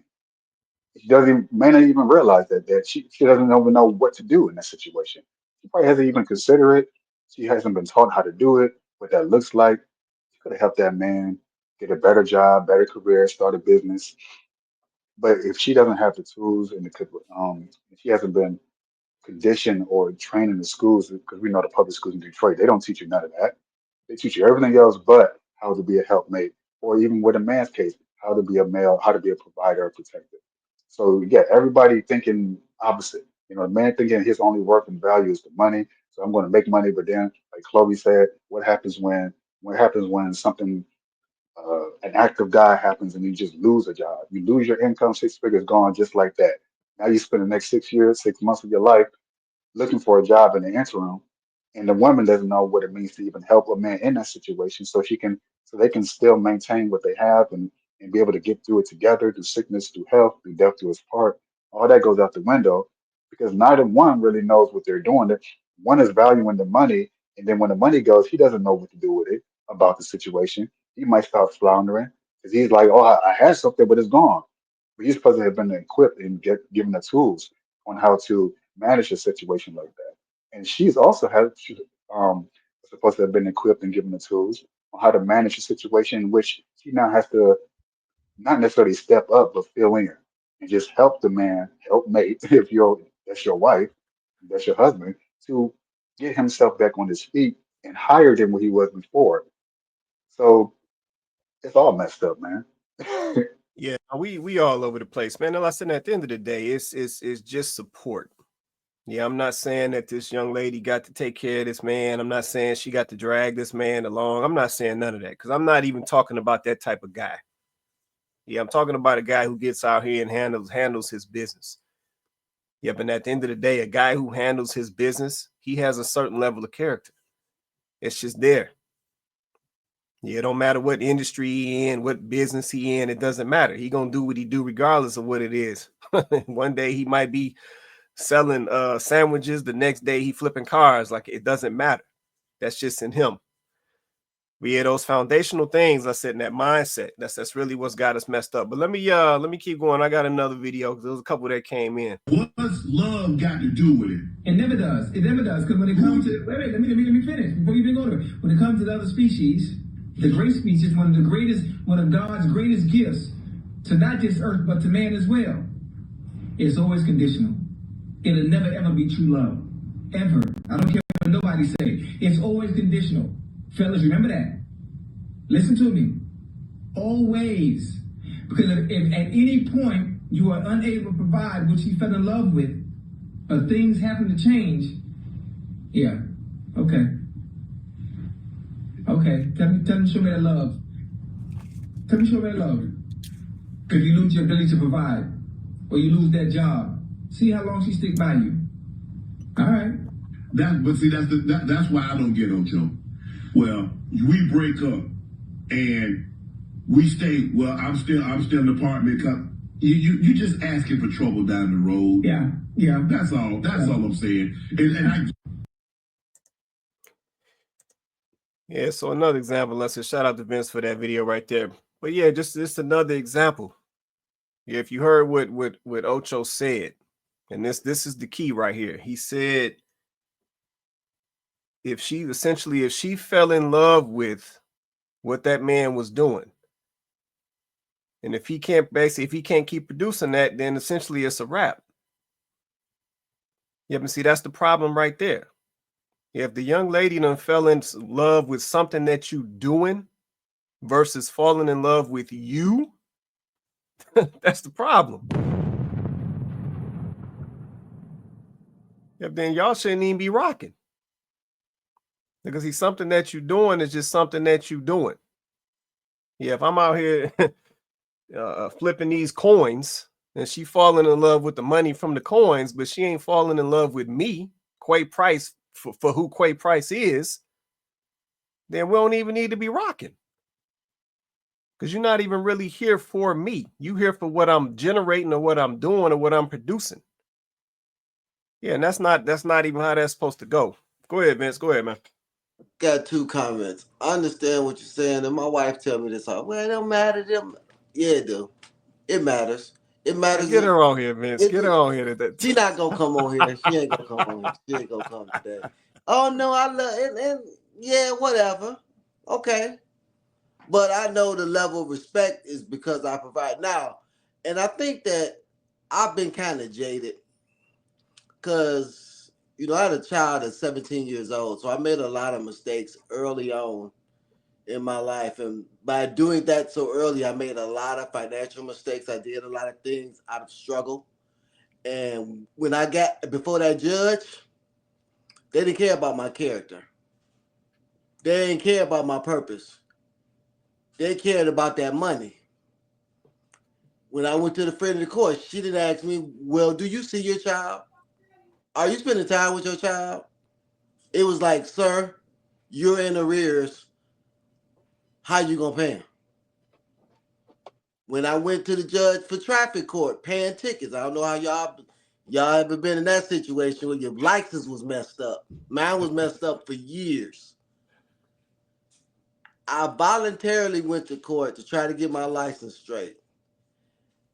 The judge was gonna give me 90 days, but the sisters, they giving them all kind of, oh well, judge, I had to take my baby, I had to drop my baby off at my mama's house, and I had, oh well, we're gonna help you, but judge, I got kids, I'm going to work. Judge told me one time I was working out on 16 in Mile. Buses don't go out there then, Right. And this is before Uber. So. Judge told me, why you got a car note? You can't afford a car note. You need to be paying your child support. Well, Judge, how am I going to pay my child support if I can't get to work? Well, sir, you're going to have to figure it out. So I just look at society for what it is. We don't get no breaks as men. We don't get no breaks. We don't get no, oh, we feel sorry for you.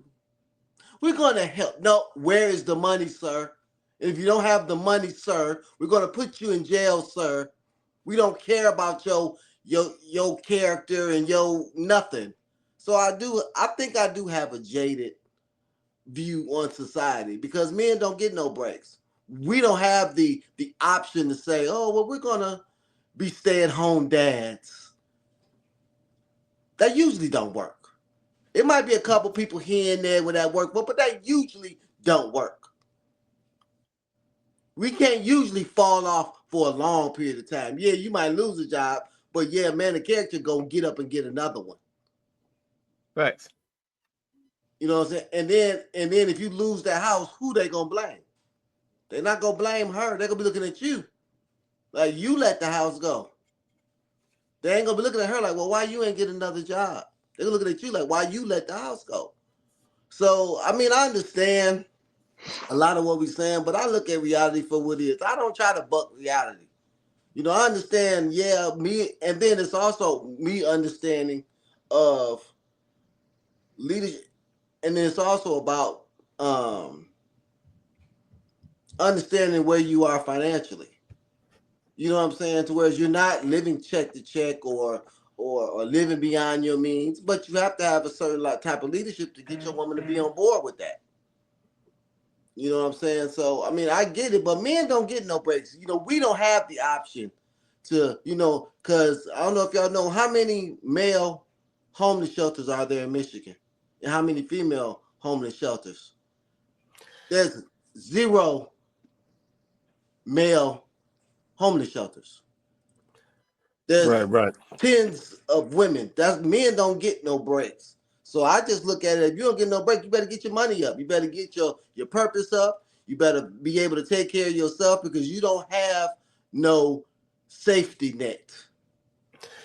Yeah. No, I'm not. I'll say I don't disagree with that at all. Let's say we understand the society that we live in and what's going on out here. And the society is not as supportive of men as they are of women. So we know that to be a fact. And like I said, I'm not speaking of a guy who can't take care of himself. Yeah, that's not what I'm talking about. I'm never talking about that guy. Yeah, I'm more so talking about the guy who is out here working his job, can take care of a family, and is then being told that his value is low because he's not making the amount of money that somebody else deems is a substantial amount of money. That's more so what I'm talking about. Yeah, I'm talking about the fact that we do have guys out here who are average earning men that are successfully leading their families and leading their sons and leading their daughters. And then when they hit a low spot, then somebody's divorcing them because they hit a low spot. Like they can't get back in the game and get another job and get back to it. That's more so what I'm talking about. So I'm not talking about a cat out here looking for no handouts. I'm not talking about a cat who out here, you know what I'm saying, trying to skate by without handling his responsibilities. Yeah, I'm not talking about that. Cause once again, and I stand on it, I've been speaking character all night. Yeah, but dude who has character to that extent is not going to voluntarily put himself in that type of situation. Yeah, now if something get thrown his way and he got to buck something that's done came his way and get back in the game, then it is what it is. He gonna do that. But yeah, I'm not talking about no cat who trying to move up in no female's house, trying to get her to take care of him. I'm not talking about no cat at 40 something years old trying to live with his mama. I'm not talking about none of that. Yeah, I'm talking about a dude out here, average man, handling his biz, trying to have a family, trying to move forward, trying to be married, trying to do things right. And then we still telling that dude that his value is low because he ain't making 150 and he ain't driving around in this and he ain't doing that. That's more so what I'm talking about. That's what we seeing, you know what I'm saying, in these videos. Yeah, we seeing in these videos a guy who's out there holding it down for his family. And because he hits a low spot, and now you got to hit him with a divorce because you got expectations. That's what we seeing in these videos. Yeah, we seeing in the Ocho Cinco video that he's saying that it's never gonna be unconditional, or that love that you're gonna receive from this woman is never gonna be unconditional because she done fell in love with the money that you making. And if the money dropped down a little bit, she out the door. Yeah, that's a problem. That shouldn't be that way. Yeah, I know young ladies, I know they like things. I know they like, Tiffany bracelets and Celine purses and all this other little stuff that's out here. I understand all of that. Yeah, but if you're ready to bail out on your guy because he is trying to take care of his business and make sure you good, and you willing to bail out on that guy because he hit a spot, that's wild. Yeah, but that just tells me that you just didn't get with this guy for the correct reasons at all. It's really what that tells me. And I'm gonna say this too, Vince. I'm gonna say this too. Then I'm gonna let Joe go, but I'm gonna say this too. You got to get Miss Williams on this show because I need to hear her tell me that if you ain't putting this money up, that she gonna bail out. I need to hear her say that because I don't think she feel like that. I know you. Well, I don't think she would bail out, but I think her attitude would be different. I mean, I'm because love. I don't believe that, man. I would say pleasant attitude is conditional. I'm not gonna say love because I think she'll stick it out, but I don't think she will be as pleasant. I don't think she'll be cooking them wings hot when I get home, running. Yeah, Mr. Williams, let me get this for you. Let me get this for you. She'll be like, I guess I'll get it for you. Yeah, you tell her, man. Tell her I'm gonna need her for like 2 minutes one day. I'm just realistic about things, man. Like I'm just realistic about things. I got you. But it's just like if she gained a bunch of weight, I still love her, but I don't put that on. Come on, man. But she gonna stay in the gym. Just like I'm gonna keep getting this money. Mm, It is what it okay. is. We know our role. All right, you tell her, man. You tell her I need her for 120 seconds. Tell her when she gets some time. I need her to come on here and validate because I think I heard you say that before. I need her to tell me what's up with that. But the funny thing Mr. Vince. is when I met her, I always play myself down. Like I was driving the work van. I told her I worked for the place that I actually owned. So like I knew her. I said, let me see what she really, our first date was Chili's and we stayed there for 4 hours. I could take her to White Castle. She cool. So Sure. I know it's more than that, but I also do know that when you let a woman live in her femininity, you get better results because they're not as stressed. They're more apt to be pleasant. It just is what it is. I I get get it. that. Yeah, no, I get that. I saw JR pop off. You said something to Vince? Yeah, I just wanted to ask him a question. Yeah, obviously he said obviously part of the deal is obviously he goes to work, she goes to the gym. Who pays for the gym? Well, she don't go to the gym. She naturally thin. I guess No, no, she I'm don't. not. No, I'm just saying. Obviously, if that was the case, he's paying for the gym. Vince, you I pay paying for for the the. gym? Nah, Shit, we're losing that here, man. God damn it! nah. I have to pay for the You gym. see, you see the unconditional love there. He's gotta go to work. He was part of the deal. Her part of the deal is go to the gym, but he's got to pay for the gym. She see that love there? Come on now, ladies. I pay for the gym. No. I'm not saying you're wrong. I'm just saying a part of the, you know, what the topic is. The fact that you got to go to work as a man. That's part of your deal to her. Her deal to you is, stay in shape. But you got to pay for the gym for her to stay in shape. But the thing about it is that people. I don't really like to talk about my relationship. I do talk about my relationship, but I don't like to because people wouldn't believe how good she is to me. I go out there and work 20 jobs. Oh yeah, no. I wasn't talking about. I'm just saying, just in general, just in terms of like the topic. Does that make Mm-hmm. sense? Like Yeah, I just change got the topic. I wasn't saying that you in personal, Mr. Vince. Just like Oh, in general, the fact that as men, like unconditional love. I've got to go to work, so I'm keeping part of my deal. But your deal, it was like we said, you know, stay in shape. But I've got to pay for you to stay in shape. okay, Does okay. that mean I I wasn't saying I get saying what you in general, but you in I person, get but just in general, that's the unconditional love that we're talking about here. So for yeah. sure. Yeah, for sure, for sure. You want to say you come off, Coco? No, I think I was gonna say, I mean, that's a trade-off. Like there are always gonna be trade-offs. That's kind of how it works, like there's always gonna be trade-offs in a marriage, especially, but even in a relationship, like at least a healthy one, there's always gonna be some trade-offs. I think that's just how it goes. Even if you look at dating someone or getting to know someone by taking them out, like the trade-off is, yeah, you get to go out with this person, but as a guy, when the check comes, you pay the check. Like that's a trade-off. So you're spending time with this woman, you guys are hanging out, you're enjoying each other's company, but yeah, when the check comes, you're gonna pay the bill.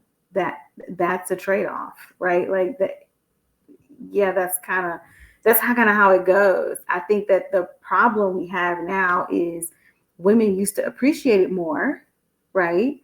So I don't think men they didn't used to mind as much because Right. I think one, women appreciate it more. I think there was a little bit more reciprocity at the time from a female. So, okay, maybe she wasn't necessarily paying the check all the time, but if she knew that you were willing to do things like take her out to nice places and plan dates and things like that, then she would do nice things for you. She was making lunches. She was bringing you food. She was doing, there was some reciprocity, right? There's a trade-off. Like that's how it should go in a healthy relationship.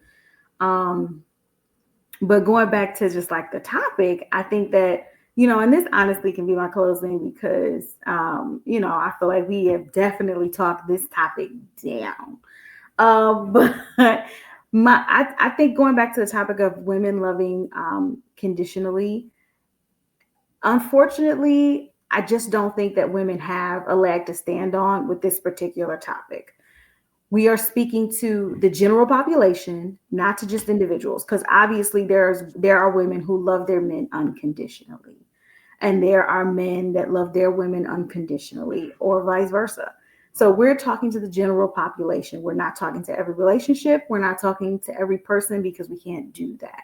And in general, unfortunately, what women keep doing is getting on these very public platforms and talking about how men need to have this specific criteria for them to submit to them, for them to want to be in a relationship with them, for them to want to give a man their time, for them to want to even consider a man on their level. Like, this is unfortunately the rhetoric that we hear on these platforms over and over and over again.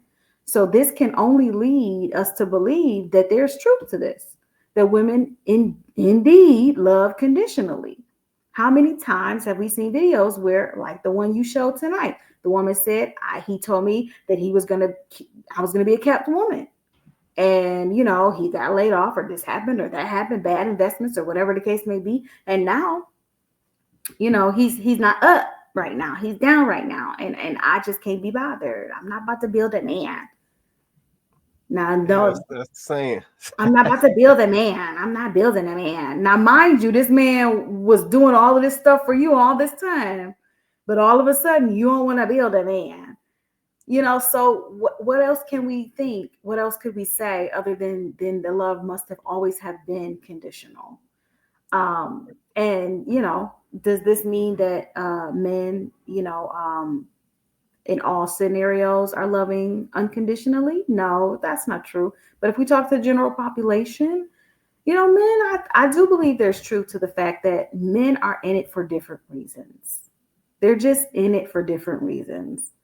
And they could pick me, they could pick you, they could pick whatever woman they want to pick, right? So if they're picking you, there is definitely something that they are drawn to about you. And if they're staying, there is something that they are drawn to about you. And I'm not even about to say it's her body, it's her looks. Don't get me wrong. Of course, men are visual creatures, and they like that, and that's definitely a selling point. But that's not going to keep them forever. Right. That's I got one last. There has to be something more than that. Yeah, no, for sure. I got one last Kirby. And then I'm done for the night. One last Kirby. If we really feeling you, it's the ones we don't like. We make them do it all. So you ain't like your husband.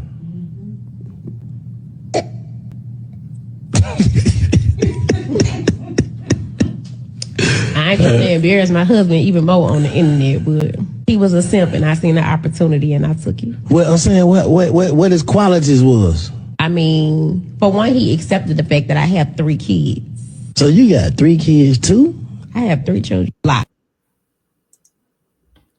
All right. Last one of the night. Little curveball right quick. So that I saw that one as well. So this young lady talking about her husband, essentially calling her husband a simp because he took her on with 3 kids. So drop a comment. Let me know what you say. Panel. Is this a simp? Is this what am I hearing? Is she? At least she's honest about it. I mean, my comment was right on time. I hadn't even seen the video yet, and what I said still stands. Huh. So I mean, there you go. It's the same woman. That's the same woman. Do you see how she out here talking about this man? That's the same woman. We did not seen her in 3 different videos. She's disrespecting this man every chance she get. She married this man. So this goes back to, you married this man, but you married him knowing that you ain't even really love him like that. He was a simp. He accepted your 3 kids. Like, you didn't even really love him like that. Now you coming up off of him. I mean, once again, proven that this nice topic is true. Like, women love conditionally. So what she said, she's honest. So you can feel the way that you feel about her, and she's a bad person. Well, that's actually honest. my opinion, how a lot of women think and feel, but they don't have the guts to come out on in public and say this. Like, it doesn't. It's like you're, it's like you're killing the golden goose, right? You're letting the cat out the bag, and that's what she did.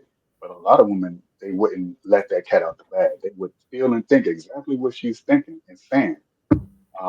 But obviously, maybe they might share it with their girlfriends, or they might just keep that internally. Like, oh, this guy really accepting me with my kids.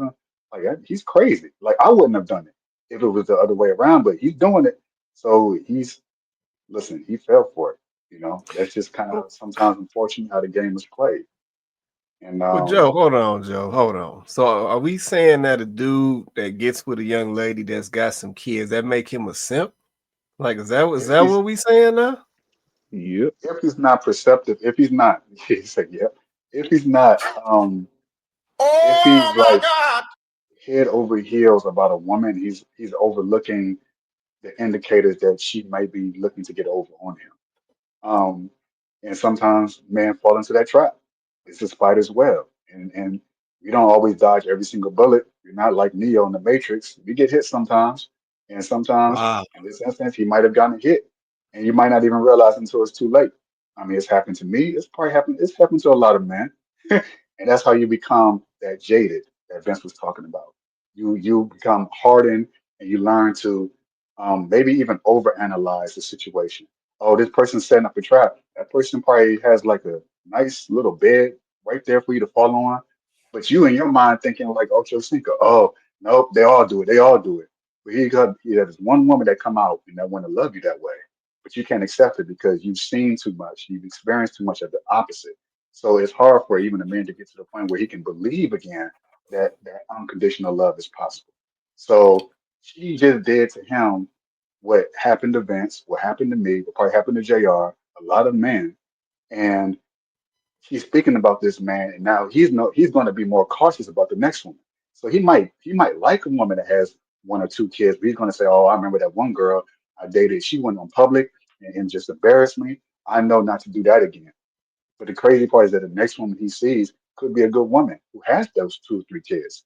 But he's going to immediately write her off because I've been jaded. I've seen too much. I'm not taking that risk again. I don't think it's even good for either person, for either party, either sex, to do the whole unconditional love thing. I think both people should have conditions to what they want in a relationship because that's the honest truth. You expect a certain level of fitness in business case, and she may expect a certain level of provision. And I think that's okay. I think the danger lies in when a man thinks it's just all lovey dovey and like sunshine and rainbows like in kindergarten. That's not reality. That's what we see in a Disney fairy tale movie. That's what we see in Cinderella. That's what we see with Prince Charming, but that's not, unfortunately, that's not reality because there's Mm. always a give and take to something. And then so when both parties come together and say, okay, I provide this, I provide that, that's good. But it's the one person. In this case, unfortunately, it's usually the man who has that unconditional R&B love. Oh, I'll give you everything, baby, that type of thing. They come into a relationship with that, and then they get a rude awakening. Oh, wait, she's coming with conditions. I'm not. So that allows her to walk all over me or vice versa with a woman. If she's falling head over heels for a man, and then it's just run all over her, and she learns not to deal with it. But it can be good and bad in the sense that it can jade a person so much so that it can alienate them from people who have the capacity to love them but they don't want to accept it, or it teaches them, okay, let me be more careful and cautious of the next person I date in the future. So, but not so jaded to the point where you push someone away or you reject the love that's coming your way. It's tough because usually, typically, we go I, got- overboard, we go extreme. I, got- I got you. I got you. Let me, Vince. I saw you hit, man. You want to say something real quick, man? I don't know how she hit. I wonder how long he dated her because I don't see why he didn't pick that attitude up. That part. Sometimes you got to ask the question. I mean, he might have been a simp. I mean, there are men out there that do anything what a woman wants him to do. He might have been a simp, and maybe that's just who he is. But I don't see how she can even fake an attitude of being nice and sweet and compromised. She don't give me that at all. But it's some men that like being, whipped and chained, and just like it's some Oh, women that like a dog. It's some women that don't like a nice guy. They cheat with married men, and he might have been. I don't know. I Hey, mean, I guess I don't see how she hit that attitude is funky. I Women can hide it. They can hide it so I easily. don't see how she They're her like hell. chameleons. nah, she I don't So he might have liked it. He might, there's some guys that are simps. Or I he mean, might not it is have what it known is. about it. He might not even seen it Or just because like I'm not gonna chameleon. call it just like being taken advantage of. I'm not. I mean, simp is a harsh word. I'm gonna say it's Nah, certain that like being taken advantage of. nah, she he's not. said in her Nah, last video that she told him when they got together that she expected to be kept, and he agreed that he would do that. So I'm not going to believe that he didn't get some type of inkling of what her attitude was. Just her even saying that, right, like, kind of already lets you know what it is in the beginning. But while we might be looking at her, we might feel a certain type of way. She might be his baddie. You know what I'm saying? She might have been his baddie, and he might have been willing to do that. But I did want to piggyback on something that Joe said, right? I think that everyone, and I would hope that everyone, has expectations of the other person in the relationship, but I think expectations is different than conditions. I don't know that, depending on what this condition is that you have, I don't know if that's healthy. Now, having expectations for the other person, on the other hand, you absolutely should have those. But the reason why I say that is because, if we're being called to, and I guess it depends on what your morals are, and I guess it depends on what your foundation and belief system is. Because if you're being called to love your neighbor, then you definitely should be expecting to love your partner unconditionally. You should. You should. It's kind of a requirement. It might not be a reality, but then that means you're not loving properly. And that's just the truth. You should have I expectations love for your partner, conditionally. but you should have expectations for your partner, but you shouldn't, the conditions part, and depending on what that condition is, like, I just don't know if that's healthy. Because at the end of the day, that I think loving conditionally kind of goes against the vows. Like, I don't know how you could stand in front of, but then people don't respect vows. But I don't know how you could stand in front of witnesses or before God, because you really are. That's why you have to have somebody ordained to even do it. And say, um, to death do us part, sickness and health, rich or poor, as long as we both shall live, and then say, but on the condition of X, Y, Z, A, B, B, C, D, E. So Wait, I got a question for you. that's not necessarily. I just think when you go into it, we know people do. We understand that people do, but when you go into it with conditions, then you already lost. To me, that's not a strong covenant anyway. So I got a question. I want to see how you respond to this. Hmm. All throughout the Bible, the stories about the promises to Abraham, there were conditions. It wasn't that God didn't love him less if he didn't fulfill those conditions, What but in order for conditions? him, What conditions? what these promises that end up, that Be end up, careful. What conditions? huh? Because I mean, if you gonna take it biblical, then you really gonna have to know what you're talking about. What conditions? What conditions did God give him, or did God have expectations for him? So you talking about conditions, expectations. So to me, it You sounds said like he it's had one and the same. conditions. You said conditions, so I'm just give me an example of one of the conditions he had. Just one. I can't give you that. I'm just going off just the top of you silly Quay. I'm just going off the top of my head. I'm going off the top of my head from what I remember. I'm just talking about like in Bruh. general. When it comes to Abraham, when it comes to Joseph, like if he had slept with Potiphar's wife, these are Okay. like these are That's a certain like sin. the That would have dreams been a that you had. sin. That would have been a sin, Joe. Yeah, God don't want you to Oh, that's a sin. So condition. That's So not a condition. Lord have mercy. how is it not? Boy, ain't no That's way, not a boy. condition. Boy, ain't Those no are That's way, boy. expectations. so that would have been a sin because he would have been going against what God commanded, right? That's why he wouldn't do it because he knows that that's another man's wife. I'm not supposed to do that, right? Like, how can I be set apart, which just means holy, which God set apart Israel. Joseph was he was of the tribe of, well, what was that? Was he Judah? Who Joseph? was that? Mm, Joseph. No, Joseph. Yeah, you know what? Joseph, that's right. He lost his birthright. It went to Manasseh and it went to his sons. So technically he wasn't a tribe per se, but he was one of the 12. He was one of 12 yeah, Jacob's you're 12 right. sons, right? So in that sense, yeah, he would not have done that because even though the law had not been established yet, still the covenant had been made with his father. So he knew what God expected of them, right? So he Conditions. would not have done that. Conditions. You call it It's a expectations. I call condition. it That's conditions. not a condition. He didn't say if you do that. The reason why I say it's not a condition, because he didn't say that if you sin or if you fall short, then I'm not going to love you anymore. I'm not going to bless you anymore. I'm not going to deliver you. He didn't say that. He never said that. He did say, I do expect for you to, you know, live holy. I do expect that. But he didn't say, if you don't live holy, though, that's it for you. Boop, you cut off. He didn't say that. You know why he didn't say that? Because Joseph married a woman from another nation, but he still blessed Joseph. And his son still got his birthright. So no, that it don't work that it don't work. Damn, you got me. I ain't gonna Sorry. lie. Boy, ain't no way, boy.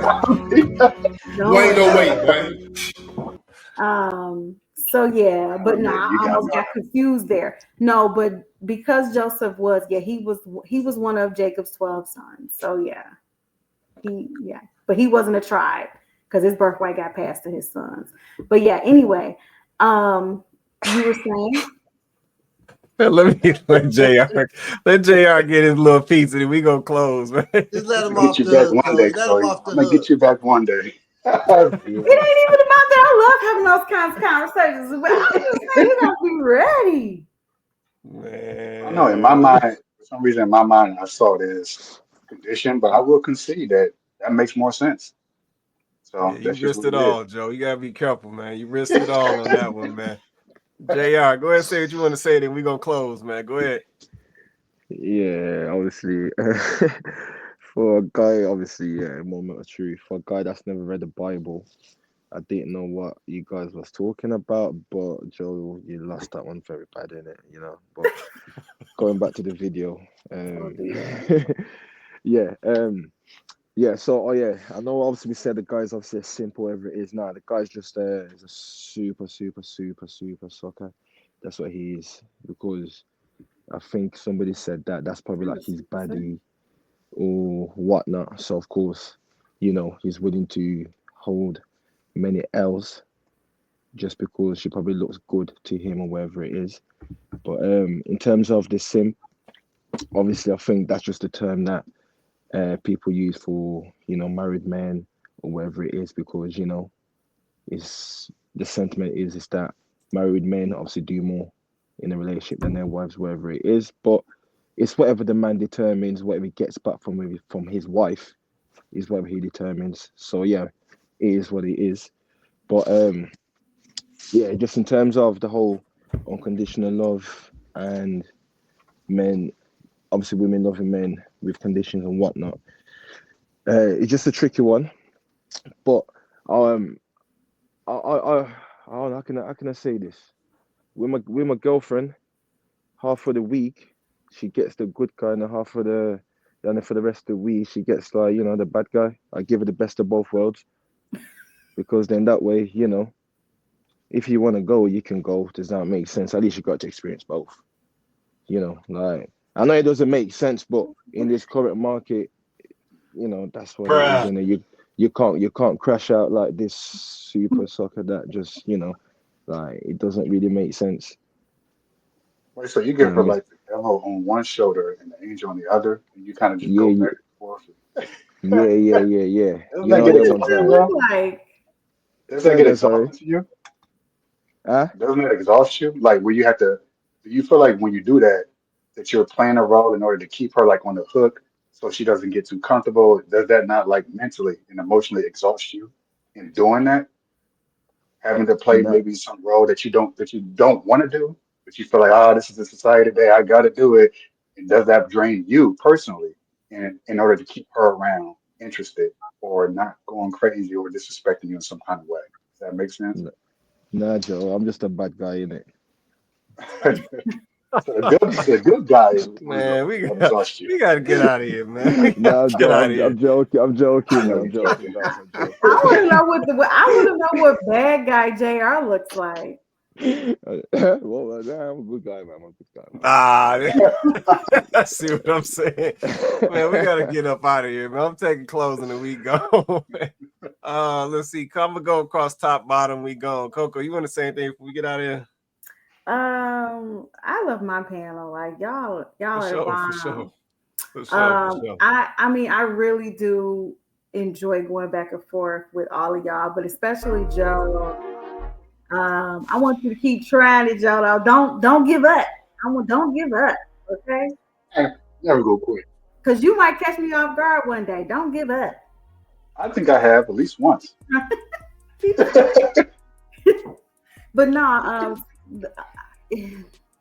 I mean, I think that if anything, what this conversation really should have showed us is that there definitely needs to be a shift with all of our mindsets. Like we there's been some conditioning on both sides. There's been some conditioning with men, there's been some conditioning with women. And honestly, the only people benefiting from it is the society at large. Like they are benefiting off of us feeling like we really have to work ourselves to some unattainable, invisible, goal that, how do we ever reach it? When do we ever reach it? When do we ever arrive? When do we ever get there? Do we actually ever get to enjoy the success that we have, had? And what does that look like? And it's just taxing. It's mentally taxing. And so I would just challenge, anyone that, has struggled with this mindset, or anyone who realizes that they've taken on this mindset, to challenge yourself to just like disconnect from the matrix, unplug. Like, I think that, part of the reason why we're so divided is because this particular division has been pushed and the narratives have been pushed. And I just think that, we're actually not quite as divided as we're being led to believe. And I think that if we can agree that none of this is benefiting us at all, we're not benefiting from it at all. Women, it's not like women saying, "Oh, we're more educated and we make more money now." It's not like, what has that done for you, sis? Is your life any better? And for the men who have been able to achieve great success and are, can say, hey, I'm in the 1%ers, or I'm in the top 10%, whoever, like, okay, what has that done for your mental health? What has that done for you personally? Right? The things that actually matter. What has that done for you? How healthy are your relationships? Are you in a healthy relationship? What does that actually look like? So none of these things that we are being told to aspire to are actually helping us at all as individuals. And so I think that we should consider that. Think about that, because this is bigger than just this one conversation. And it's bigger than just, ourselves, because we have young people coming up behind us. And man, I want them to get it right. I don't want them to still be having these conversations at our age. Like, I don't want that for them. Yeah, no, that's real right there. Appreciate that closeout, Vince. You want to say anything before we get out of here, man? Yeah, I think also what we have to do is when we talk about getting into these situations and relationships, we have to look at what we have to give in the relationship, not what we're going to get. And I think I didn't have any expectations of my wife, but I knew what I was going to give, what I had to offer. And I vetted and analyzed what she had to give and what she had to offer naturally. Uh, so I think that's the thing too. You have to get with somebody who naturally is going to give you what you need.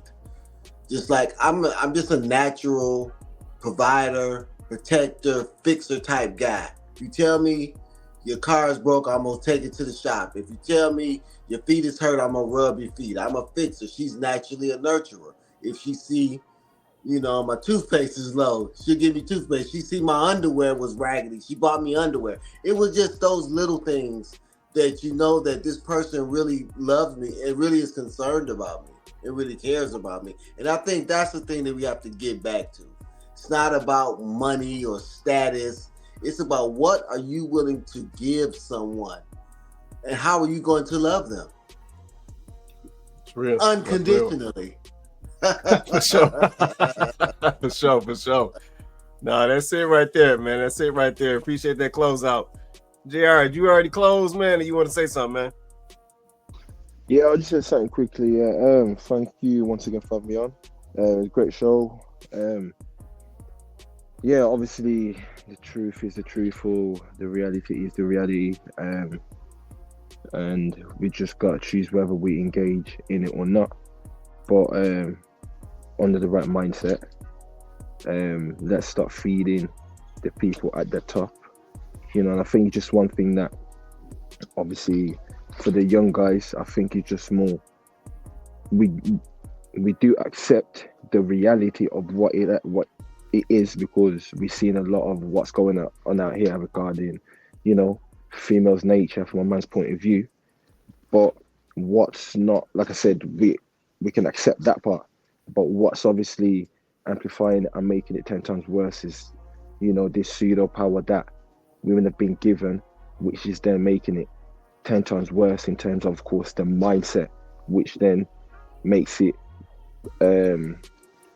bad in terms of, both men and women getting together. And Miss Chloe said that we are getting together, not with a mindset, but we're engaging together in terms of sex. So like somebody kept saying that it's the wrong way around, it's wrong and whatnot. So yeah, we know what it is, we know what we've got to do. So until we decide to change, ain't nothing gonna change. But yeah, once again, thank you for having me on. Thank you. No doubt, man. Appreciate you coming on the panel, man. Now, simple as that, man. Until we make the changes, nothing is going to change. Simple as that. Appreciate that closeout. Joe, it's on you, man. You want to say something before we get out of here?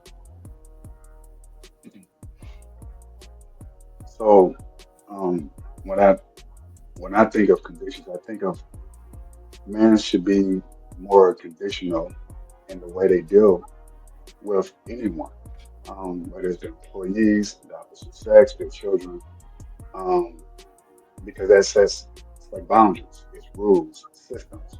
A man who doesn't have conditions and he's just unconditional in the way he loves his children, then that child wouldn't grow up um, functional adult because they were just allowed to run around unconditionally because he just loves the child, do as you will. Um, And I think you can say expectations, but in my mind, I'm thinking it has to be more than just, oh, I expect you, I expect you, son, to just wash the dishes. And my son says, well, I don't want to wash the dishes. Well, I expected him to. He didn't want to do it. It would be the condition if you want to stay in this house, you go wash these dishes. So maybe that's a little more stern. I'm definitely not God, so I would concede that it makes sense unless until I go back and reread and study those aspects of what conditions, expectations, the promises, and all that. But at least in my human mind, as a man, the conditions that was given for me, there were conditions. There were certain laws and there are rules in place. So when there are no boundaries or no conditions, then it just allows the other person free reign to disrespect the man, and that's how you get a Tyree situation crying on camera.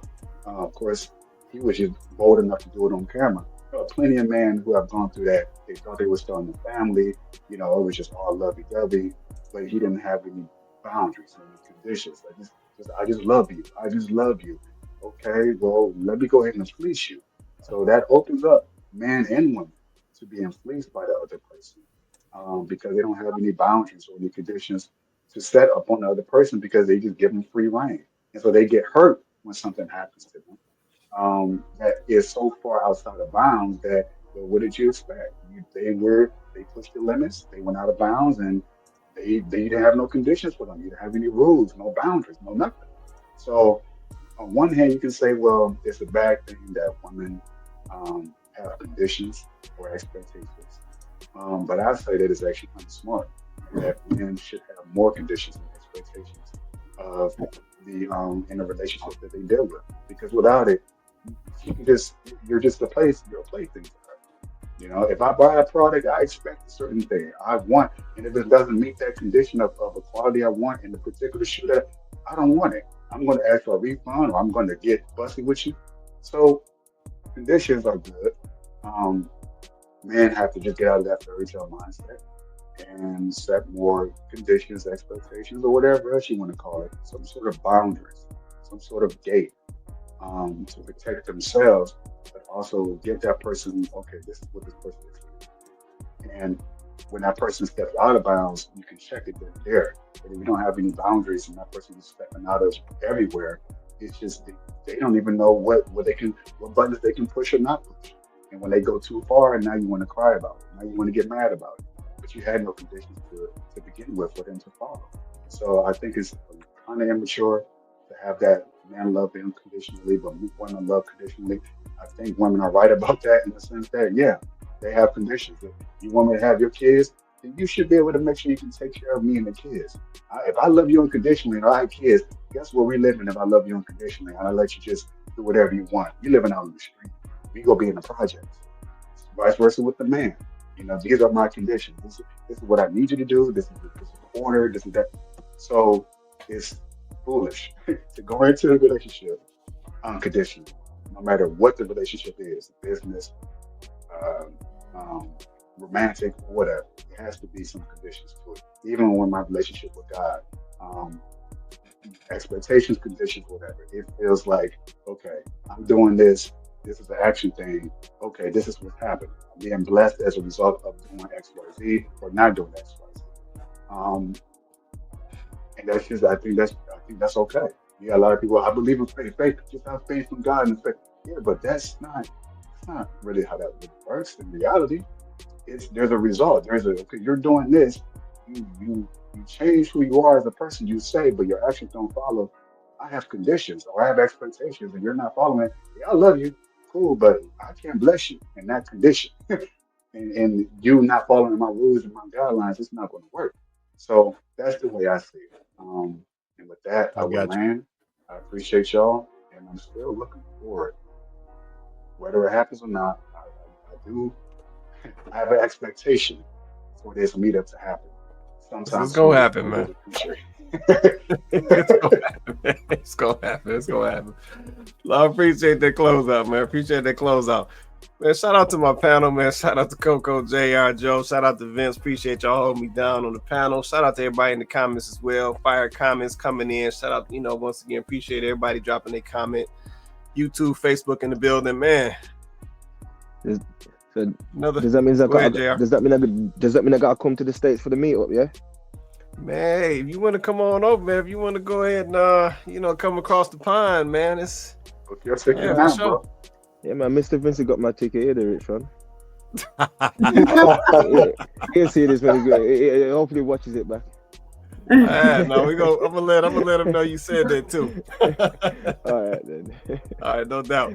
No, shout out to y'all tonight. Let's say we appreciate y'all holding us down. Let's say if you haven't already, hit that like button, hit that share, hit that subscribe if you haven't already. Well, man, this is Candid Convos, man. We do this show every Wednesday night. We go live on YouTube and Facebook, so like, share, and subscribe, man. We bring the fire conversations, the fire topics, man. And like I said, once again, we run from no conversation. Yeah, if it's a conversation that's going to affect the community and move us in a better direction, we are all for it, and we definitely gonna have it. But man, with that being said, everybody have an awesome night. Man, we gonna catch y'all next Wednesday.